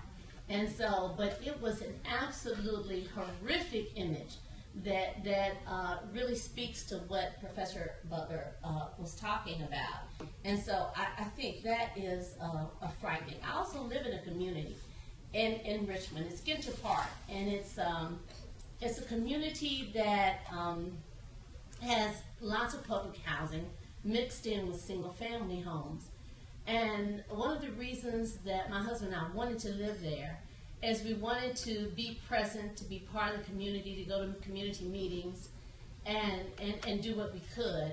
And what I live around is very respectable people. Okay, there are not a lot of fathers in the homes, but when there are, I see fathers and mothers walking their children to the bus stop, being there when the bus comes back, walking their children back home. Yes, they live in public housing. Yes, you know, they don't have, and I live in a food desert. I want to say that too. There's a name for what Professor Butler is talking about, and it's called a food desert. Fortunately, we have the cars and the gas to drive to a grocery store that has good produce, because there is no grocery store in my neighborhood with decent produce, any kind of produce that you would eat. So, you know, but I watch these men and women every day, you know, struggling, and they want the same things for their children as everybody else. And it is very disheartening to me when I do hear Obama, you know, speak about absent fathers. I mean, you know, we're like, black men are 35% of the prison population, and we're like 12.9% of the total population. There's some very, very tragic, you know, things happening in our community. So, you know, I just wanted to talk about that symbolic versus substantive thing. I'm not sure it's a lot of overlap, because I think what appear to be symbols often is just the first step to real dramatic and substantive change in the way black people live in this country. So Fred, you want to? Well, where do I start? I guess a provocative book deserves provocative responses, and as you see, there are a range of opinions. I want to start actually with Randy, because I think he raised some interesting points. And he quoted from page 173 to introduce his remarks, but I'm going to quote from page 187. To place community interests above symbolism is not to ask what the first black president is doing for blacks. Rather, it is to ask what is a Democratic president doing for the most loyal constituency of the Democratic Party, which just happens to be black and which just happens to have issues that needed to be prioritized. Unfortunately, when it comes to the Obama presidency and black America, the symbolic and the substantive are assumed to be one. This is the price of the ticket. So Randy asked the question about what is the yardstick? And there can be various yardsticks. And for me, the yardstick is not so much what other black politicians have done and how far up the pinnacle they can go, because that's another issue, because I'm going to talk about another pinnacle when we talk about symbolism, when we talk about Clarence Thomas. But this president, according to an analysis done by Charles Blow in the New York Times, has spoken less in State of the Union addresses using the terms poor or poverty than any president since Harry Truman. A political scientist at the University of Pennsylvania, Daniel Gillian, has done an analysis of the public statements of presidents, his speeches, his written statements. He has spoken less about race than any Democratic president in their first 2 terms, because he was doing analysis. And so, than any president since 1961. He does slightly less better than all presidents since 1961 in discussing issues of race. So if that's a yardstick, which seems to be a very important yardstick to me when we look at the substantive issues that are important to African Americans from the perspective of presidents, right? He hasn't done he's done horribly. But also within the game of politics, and I talk about this in the concluding chapters, compared to other constituencies, and some of the commentators here mentioned is that it's not really about Obama. That's part of the issue. The issue is about black voters and how they relate to black elected officials, and particularly to this black precedent in particular. So, if you look at other constituencies who have pressed the president, who in very difficult situations, a very difficult political environment, the gay and lesbian community, for instance, yes, public opinion poll was increasing because they had a spectacular campaign, right? The president started with, changing federal regulations regarding same-sex partnerships for federal employees. That wasn't enough. They pushed them on don't ask, don't tell. That wasn't even enough. We want to know what your opinion is on marriage equality, right? And so we see that. Also among Latinos around immigration, knowing full well that in that lame duck section of Congress that he didn't have the votes for the DREAM Act, he pushed it anyway. And through executive order, as we know, he stopped deportations. He didn't do it. He didn't do it because, we know in his heart he's for us, or no, he was pushed to do it. Activists were making demands, right? And so that's the yardstick I look at. And I think I find it interesting, the sort of tensions between the idea that the substantive and the symbolic can be the same thing, because the comments I heard about you making about Barack Obama and the symbolic importance that it means were eerily similar to some arguments I heard about Clarence Thomas when he was up for nomination. And in fact, if we want to go down the symbolic line of celebration, as I document in the book, if you read the transcripts during the nominations, Clarence Thomas can be a role model for black youth. We heard Maya Angelou in an op-ed piece in the New York Times titled "I Dare Hope," that Clarence Thomas grew up poor in rural Georgia. No black person really can be that conservative. Let's say the black man for Yale. I support his nomination. The president of Lincoln University at the time wrote several op-ed pieces, basically saying, there may be some ideological differences, traditions in black America, there's Booker T. Washington, Du Bois, but we respected those, and I think, the symbolic role model aspects. You'll be sensitive on issues of criminal justice. Well, no, we give them the chicken breast. And then we don't get it back. We think that they're going to do something with it, and we don't get it back. It's the promise of somehow magically, their upbringing will matter and will make a different kind of justice than what we. And just as an anecdote, I've cited statistics here, but I'll never forget. I was home in Atlanta at the Clark Atlanta University Art Gallery when the nomination came out. And these two elderly African-American women ran into the gallery to announce to everyone, oh my God, Bush has nominated a black man from Georgia to be on the Supreme Court. Right? They were ready to pop champagne bottles, right? And so we see what happens, the dangerous consequences of putting substantive interests behind these important, but I don't think they're all that important, these substantive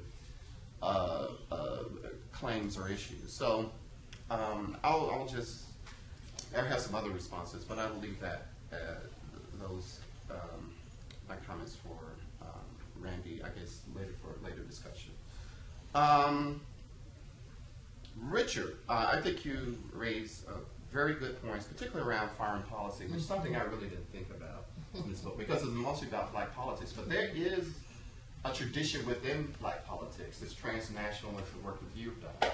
I wonder what the measurement stick will look like around policy in Africa in this administration, the Caribbean. And what has the Obama administration done in the context when we look at global politics from a black politics perspective? And so I really appreciate you bringing that up. Eddie, the organizing tradition, you're absolutely right.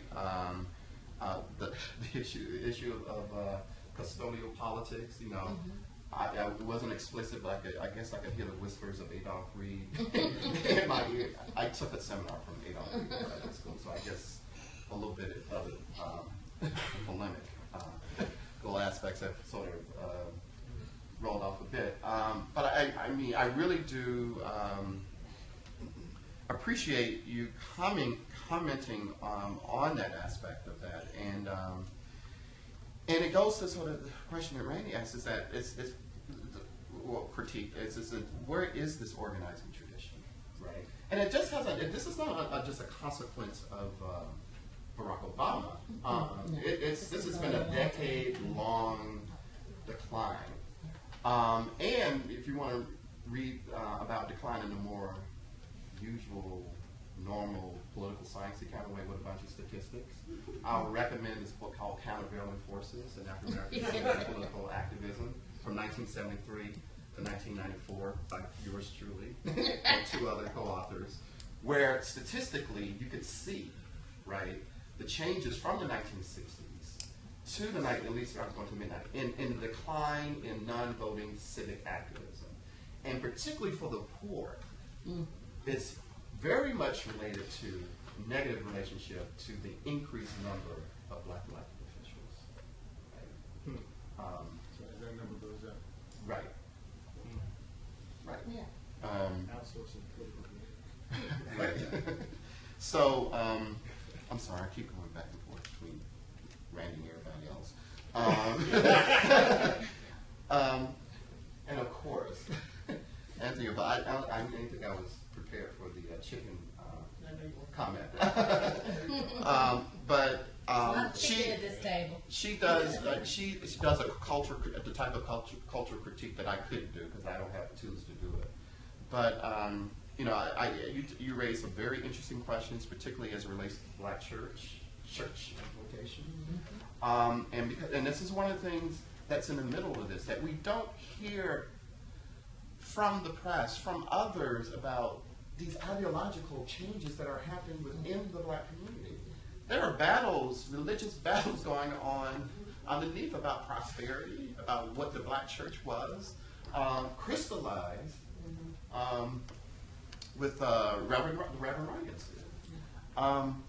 Also thinking of your comment, I guess not subconsciously, because I also been criticized in another in a review of the book about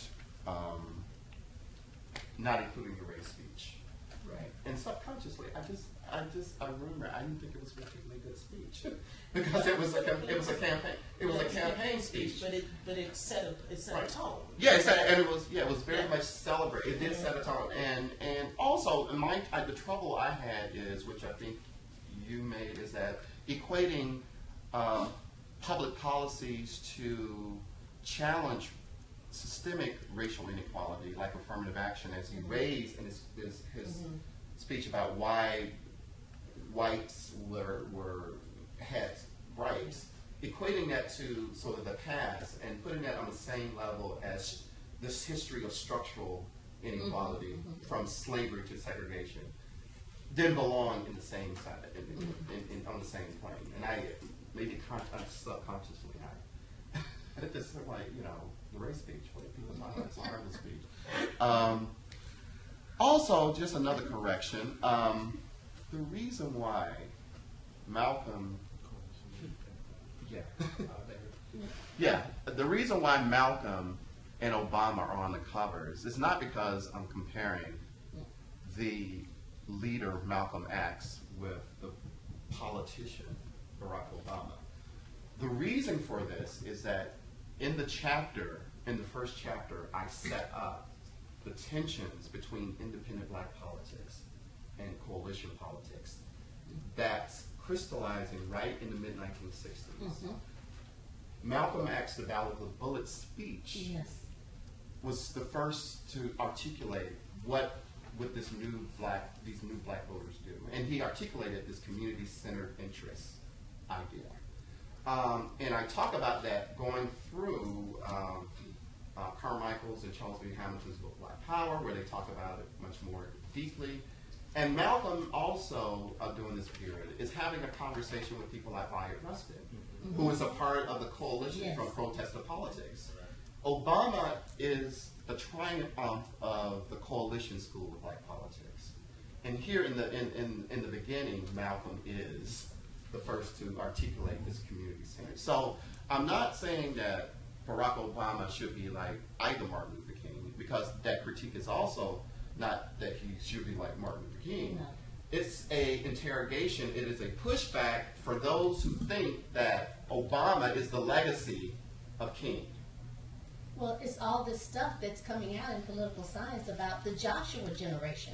Right. Which I have really had problems with because, you know, I don't know, did some of these people go to Sunday school and read that story? Well, Obama used it. This is his speech he gave at Selma. I know. It's a really troubling metaphor, too, because... because it makes him the succession of Moses. Yes, Moses. Which is King. King. Right. It's Obama making those connections. But the walls of Jericho have to fall. Exactly. and this is my point. You can't go up to the wall. It has to Right. fall, and I don't even know if he's even close to the wall. Right. But you hear that, and Cory Booker sort of framed in the same way. And I'm going to say, Fred and I have had a lot of conversations about, you know, my sort of visceral reaction sometimes to seeing, you know, Cory Booker highlighted as this, you know, really progressive, you know, mayor of a troubled city, but he's the mayor of a new age, and you know, he's living in the public housing, high-rise, and all of that. And I said, Fred, I said to Fred, I feel awful because there's something inside of me that cringes every time I listen. And I said, I don't know why. And Fred said, it's your memory. You have memories, and a memory of the black struggle that Cory Booker does not have. So, and I think he hit on something. So when I hear this, you know, individualist kind of ideology and, you know, the promise of American democracy, you know, coming out of people's mouths, I don't know. I'm thinking to myself, there's no there. You know, we need to go deeper and think harder. Because for all of this talk, you know, I see a lot of suffering. And I look at data that is, you know, extremely troubling. But it's like, even on the agenda, we see an ignoring of the court. Like Fred said, the outcome of Clarence Thomas is getting on a court where we're going to have a lot of 5-4 decisions, and we've got a guy that's going to consistently vote with a strict constructionist, Antonin Scalia, and that is problematic. And we'll see what happens, what is it, October 10th? Oh, yeah. Fisher v. Texas, and see if Bruder is overturned. Right. And how that all falls out, and that's going to have serious consequences. Andrea, we only, I think, have 30 minutes. I think we Okay. should. Oh, question and answer. Yeah, thank you. I'm not even watching the clock. Questions from the audience? Yes, sir. Oh. Okay. Both of you are lined up, so you can tell who I was pointing to. So you go first, ma'am, and then, sir, you both started talking at the same time. Yeah. That's okay. I have a question and a comment. I don't know. I know the president is a constitutional scholar, professor, and I don't know how deeply his background is in Black academics, but I noticed missing from the discussion was that relation. Do you think he knows better and he's just not allowed to say as regards to Black foreign policy regarding African nation leaders like that Omar Gaddafi situation in Libya? Do you think that he knows better and he's just not allowed to say because of like not mentioning poor people or poverty? And like, that's kind of like a comment portion there. It's because poor whites, they don't, even though they are poor, they don't see themselves as poor. And when you mention poor and poverty, they always think of the quote unquote other, the Black or Latino. So I think that's probably a deliberate, I mean, I can't get inside of this, and I know the operation of this mind, but I just wanted your comments about that. Or, you want to repeat the question? Did everybody get the question? She wants to. Okay, Everybody so. here may not. Oh, did everybody get the question about? Just repeat it as they answer. Okay. I mean, the question is, does the president know better because he's not talking about issues of poverty, the poor, or even regarding foreign policy? Also, his deliberate not speaking because he started out, or part of the thing was he organized, so I think that he knows better, but the question, does the president know that? I mean, I don't know. I never had a personal conversation with Barack Obama. I don't know what's going, like you, I don't know what's going on in his head. But as I do talk about in the book, there is this problem where for Black politicians that it's hard for them to, when they talk about issues of poverty, when they talk about issues of race, there's this assumption that they won't get the support of white voters, right? And so the question becomes: if there's silence around these issues because the president doesn't think that he won't get the support of the American people. I mean, I don't. If that's indeed the strategy, I don't necessarily agree with that strategy. My problem is that what I would describe as the Obama doctrine on race, which is basically silence, is that what would this mean down the line, looking past a second Obama presidency? So the question is that when African Americans press Democratic candidates, presidential candidates more generally, or a president, about issues that are specific to Black communities, there can be this pushback that says, well, I have to be president of all the people, not just Black America. which I responded when you said that to the TV, of course. Black Americans are Americans. What the hell are you talking about? Right. But what I'm saying is that there's a danger down the line to this sort of thinking. But there are others on this panel who may. I just want to sort of briefly address the foreign policy part of the question, specifically Africa. I think what will be interesting for me is if they start doing more drone things over Somalia and places like that. And I think that's the next ramp up. You know, Mali has asked for intervention. I want to see if he's going to respond to that or not. They want to do some kind of UN or something else intervention. And then the piece about Libya, I mean, right now, that could be a partial Achilles heel for him. in the next few weeks going up to the debate. I think the ways in which that story has been handled might not play out in certain kinds of ways, and I think everybody has a tendency to think that Libya is not in Africa. They just consider it to be sort of like this Middle Eastern country or something else. But when we talk about the Middle East, and we need to remember that Egypt is in Africa, Libya is there, all of these places. And so when we talk about those policies, that's also African policies too. So I don't think I have to remind that to you all. But yeah, I think there will be this sense of silence, even though he is revered in many countries in Africa. And I think that silence once again will say something when people write this history later on. Yes, sir. Two things that I would appreciate a comment on.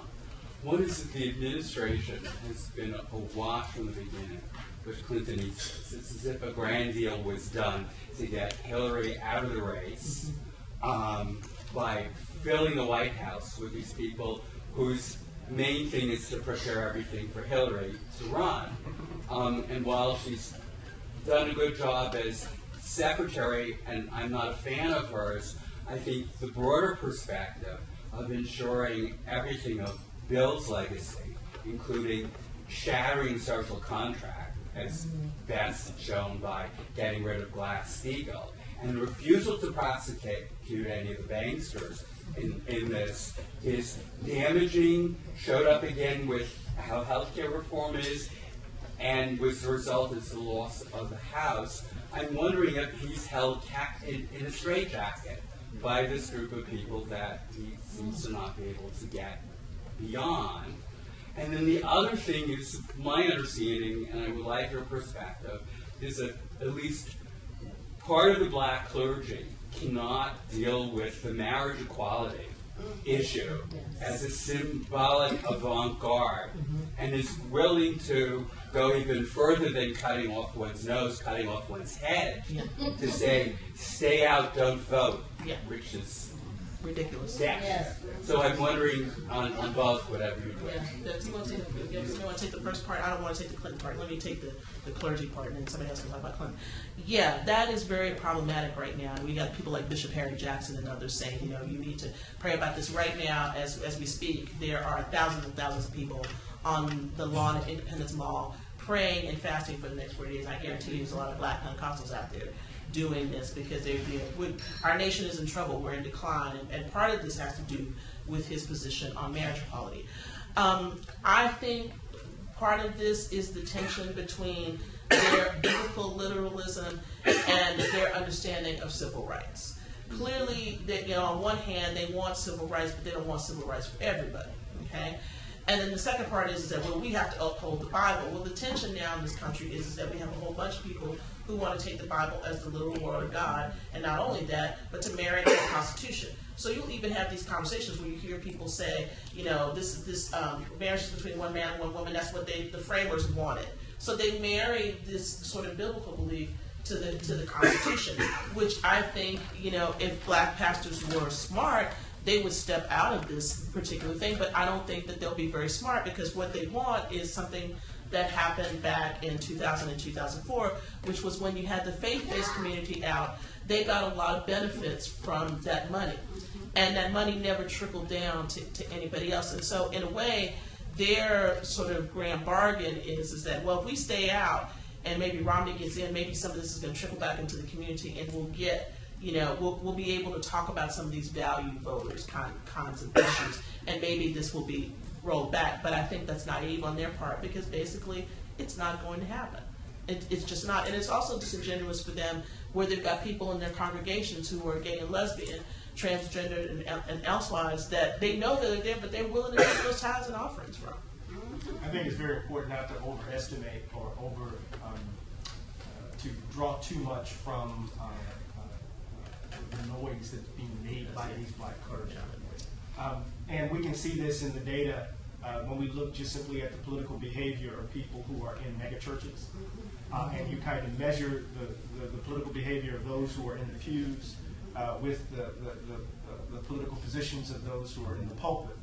And you actually see disconnects. Yes. So although you have pastors who are making these sorts of claims in the public domain, and we see this broadly in American religious life that a certain segment of American Christendom has access to social media, has access to media megaphones, and they seem to be much more influential than their numbers actually suggest. And so I don't want us to overestimate the power and significance of what these black clergy are doing, because the numbers are still showing 80% support for President Obama, even 90% support for President Obama. And so the question is whether or not they're going to turn out, right? 90% of black America. The question is whether or not they're going to turn out, whether these folks are going to have an impact on their turnout. I don't think that's going to happen because these folks, at least the data seems to suggest, that folks in the pews tend to behave in particular sorts of ways that are not necessarily in alignment with the folks in the pulpit. And look at what's happening with the Catholics right now. They are completely diverging away from the Catholic bishops, so that's another case And of this. the second point is we have to be very clear about, there's an interesting relationship between the two questions because there's a kind of maneuver to try to justify President Obama's behavior as, not justify is the wrong verb, is to give an account. Maybe he knows better. Perhaps he's straitjacketed. And so here is a kind of a move to kind of salvage, right, his moral center, right, in relation to policies that would that ought to lead us to question, right, his moral, not only his ethical orientation, but his political orientation. President Obama has done nothing, and Randy and others, you could challenge me on this, has done nothing to challenge or to undermine the imperial presidency. Nothing.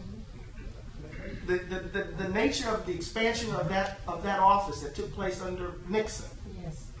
that has continuously happened since then, and was solidified during the Bush years, right? President Obama has done little to nothing, right, as a constitutional professor, to really address this issue. And so how he governs, right, how his foreign policy takes shape. I mean, if we look at it, and this is where quote-unquote progressives, right, and I think this is Fred's point, right, will have to, in some ways, answer for the blatant hypocrisy. There is substantively little difference between the foreign policy of the Obama administration and the foreign policy of the Bush administration. And quote-unquote progressives are giving Obama a blind, to use a Trinidadian word, right? Or giving him a pass, right? Relatively speaking, although the recent Atlantic blog in the Atlantic comes straight out, right, and makes the case. But there's relatively little outcry, right, with regards to the drone attacks. And I know this is through conscious kind of stuff. So there's the imperial presidency, there's foreign policy that's tied to the imperial presidency, in which he's completely complicit. And the question around China isn't just simply about the execution of war. Of Africa isn't just simply around the war on terror. There are neoliberal policies that have really established the continent of Africa as the most important site between the battle between the U.S. and China. So Africa right now is this incredibly important place where geopolitical concerns are taking shape in these incredible ways as we see the standard of living rising in Ghana, as we see all of these things happening in these places where China and the U.S. are vying in very particular sorts of ways. And the fact that we're not really attuned to this, right, outside of the frame of the war on terror, right, suggests, again, for me, part of the deformation of black political attention, right? Because the formation of attention is key to democratic life. And part of what we need to kind of get ourselves, wrap our minds around, is how attention is actually deformed, right? So that we're not paying attention to these things. But again, I'm going on. Does someone address the Clinton-esque, okay. Yes. Yes, sir. Professor Kennedy, when you speak of the historical journey and the black collective dream, how do you see, in other words, what is the black collective dream in reference to the black people? What is the black collective dream? Yeah. There are many dreams. Okay. The black community is a varied community. I think that people have all sorts of different visions. And, you know, and we contest those visions and will continue to do so. I just like to seize a moment. Well, I mean, I think there are lots of criticisms that can be raised of President Obama. So what you said about the imperial presidency, I would agree. I would completely agree. You know, as a candidate, he spoke in a certain way about, for instance, civil liberties. But as the president, he and his Justice Department have acted in a very different way. No, he has not shrunk or criticized the imperial presidency. He has acted in the same terms as the imperial presidency, and there, you know, that's one thing. There are many others. I'm not saying that people ought not criticize the president. I think that there is, you know, much to be critical of. I am saying, however, that if you're going to criticize the president, it ought to be done within a framework which doesn't simply, it seems to me it's not enough to simply say, well, here are a list of things that I would like. This guy has not delivered on those things. This guy is therefore deficient. He is an electoral politician. And it seems to me that at least one question to ask is, you know, if he had more room, what would he do? So in the last couple of questions, it's come up, well, do you think that if he had more room, he would do what he wants to do and you'd still be critical of him? I think on certain things, the answer to that would be yes. So for instance, you know, in my view, Barack Obama was never as progressive as some progressives were. I mean, I think that the community organizing thing was a nice thing, and he was putting together a coalition, and so people sort of wanted to embrace that. He sort of allowed people to embrace that, but no, he's not strongly progressive. I wish he were more strongly progressive. I don't think he's strongly progressive. And to that extent, I think I'm to his left on a wide range of issues. But it seems to me you always have to, and he's still working within the realm of electoral politics. When you criticize him, it seems to me you always have to ask, well, how far do you want to push him? Do you want him to do things that would put him in electoral jeopardy? Now, here's where it seems to me Professor Harris and I probably just have a big disagreement, because I think Professor Harris takes a position, as he stated in his remarks, that's right, the presidency of the United States, though it's important, it's not the end-all and be-all. It may very well be that you take the position, well, if that's going to be the cost, it's not worth it. President of the United States is an important thing, but if you're going to have to give up this, and you have to give up this, and you're going to have to be silent about this, you have to be silent about that, it's ultimately not worth it. Okay, if that's your calculation, fine. My calculation goes differently. So, for instance, when you say, Barack Obama hasn't talked much about poverty. No, he hasn't talked much about poverty. I'm sure that's the case. I'm sure that's the case. Has he said, much explicitly about racial issues? No. He said in that Philadelphia speech that, raises something that we need to talk about. Well, but he hasn't talked about it since. Fine, that's true. That's true. But what does one take from that? One thing to say is, that's true, and so I'm going to damn Obama because of it. I go just a little bit differently. It seems to me we live in a country that is all too conservative. And for Barack Obama to talk in the way I would like him to talk would guarantee that he would not be president of the United States, in 2 years' time. I don't think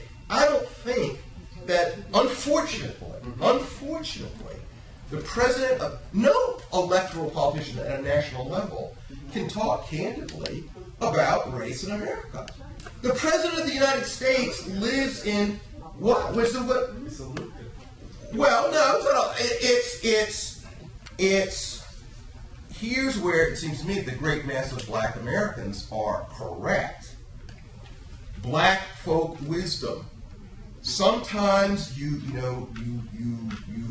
can't go where you want to go with a straight line. Sometimes you have to go sideways. Sometimes you have to take a step back or two and take a step sideways and then go. I think that, he cannot be direct. He cannot talk, straight turkey about race or, for that matter, about poverty in America and expect to be president of the United States. I think it's important for us to get people who are as progressive as our electoral system will currently allow. My calculation, I want people to be in positions of power who are as progressive as conditions will currently allow. Conditions currently allow very little. Given that as a backdrop, I say, Obama's limited. Obama, it says things that I don't like, but it's against a backdrop of what will be, what the current condition will allow. Where I'm critical of Obama, and I am critical of Obama, yes. I'm critical of Obama where I get the sense that he could actually go further than he has gone. So, for instance, on the health thing, yes. If he could have gone further, and he didn't, I'm critical. I'm very critical. This is in my domain. I'm a lawyer. He nominates Sonia Sotomayor to be on the Supreme Court. He introduces her, and he says in his introduction, one of the reasons why I've nominated her is because as a judge, she will interpret the Constitution and not make law. I was very critical of the president for saying that, because that is misleading the public in a bad way. He was throwing a rhetorical bone to the right, and he didn't have to. He could have, it seems to me, that was a moment in which, he's the president, he could nominate. He could have educated people. He could have said, I'm nominating this person because this person has good values, and it's values that are going to determine how these justices vote. And people would listen. People don't know. People are sort of ignorant about these things. They could listen, and it seems to me that on other things, he could educate more than he's done. So I'm not critical of Obama, and I'm not a person who says people ought not be critical of Obama. Do be critical of him, but always recognize, and it seems to me also tell people the dilemmas that he's caught up in. He is a man who also faces a predicament, and it seems to me that always has to be part and parcel of our criticism of him. Andrea, we have to wrap it up now. I'm just going to ask you to ask the panel to keep their remarks brief, because I want to make sure that we get people. Okay.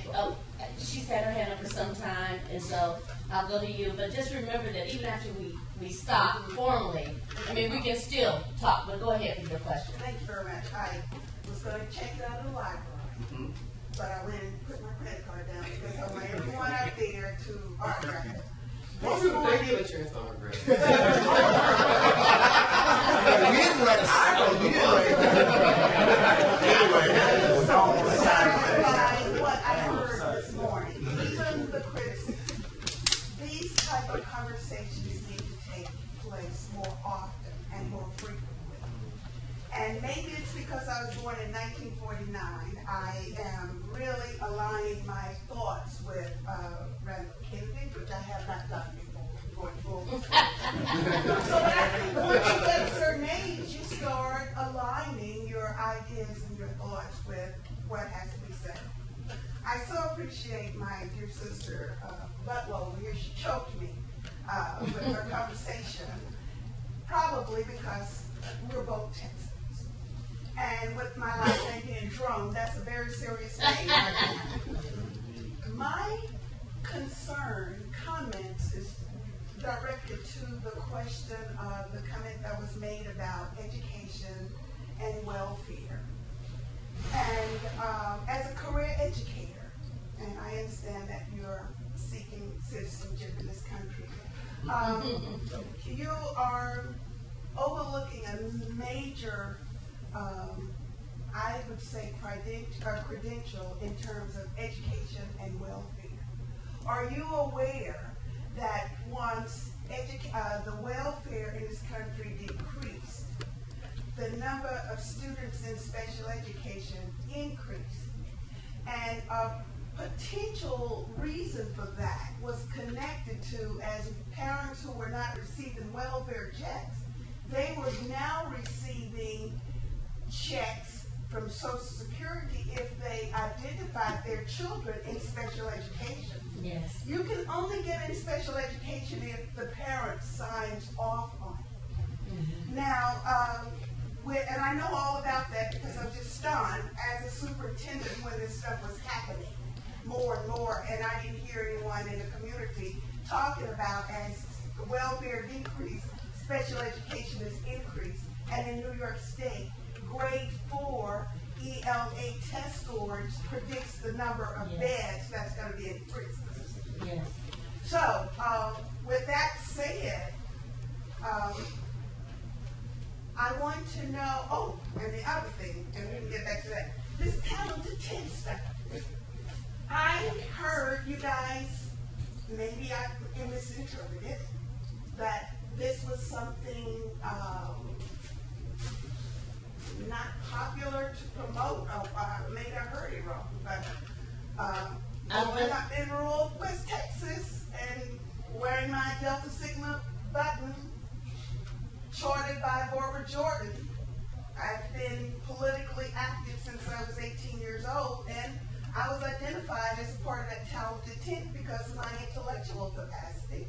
And I don't think that I would have gotten to a terminal degree at Columbia University Teachers College over 25 years ago were I not a part of that identification. Okay. What's wrong with being a talented 10? Okay, I don't know if we have time to get into that, but I think you heard it right. I think you got the tone right. But this person just will have one more and then One you can quick start. question for all of the panelists, a sentence or two, if you would.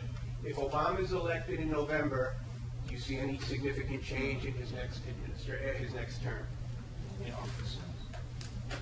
What we're talking about, No. right? No, just one. No. Professor Iton? Yes, because I think black folks are the citizens more better. Professor Butler? Yes or no? No, not until 2014, if you can vote everybody out of the House. Professor Harris? Yes or no? I agree with Anthea. Did Professor Harris say anything? No. Oh, okay. Yes. Now let's go back to Okay, yes. I was the one that said I was part of the 9-10s and not the talented 10. I think I agree with it, but I want to know what's wrong with it. It's nothing wrong with it. What I do think though is that it has set up this. I know what Du Bois was trying to do, but it's really set up a really tough dichotomy in the community that we don't care for that other 9-10s. And I'm saying this because I see it. And I see what happens when you have these kids in the educational system right now that we have. We will not, if we continue to say we're only going to take so many of the smart kids and we're not going to take everybody else, that is demeaning to the rest of these kids that may have different kinds of skills that are not about what the talented 10 is. I chose not to pledge. And one of the reasons why I chose not to pledge a sorority was because I didn't want to be a part of that. I wanted to always be a part of what was everyday folks. If I can't go to the hood and talk to somebody and still be a Penn, because that's what's around Penn right now is the hood, basically. You know, we go to, yeah, exactly. But that's my personal commitment. That's not dumping anybody else. That's not to say that. I just see that there are ways in which we have forgotten some parts of our communities because we have been willing to look at the symbolic representation of what certain kinds of positions mean relative to the actual power and efficaciousness of what can happen in a community if we decide to do something very different. Now, it's a much longer conversation we can have here, and we can't have it all, but since I was the person that said it, I wanted to be able to specifically address it. Let me just say this really quickly, that my suspicion around the talented 10th is rooted in my suspicion around custodial politics. We don't need a talented 10th to represent all of black folk, but we need everybody, every individual African American person to their talents to flourish and for them to reach for higher selves. And So finally, that's my suspicion. Yeah, and finally, there are many more than 10% of us who are brilliant. But were it not for structural racism, you know, there are many, many, many more of us with beautiful things to offer the world intellectually, artistically, and otherwise. And with that, I want to thank everybody for coming out. We're going to be hanging around so you can come up and talk to us.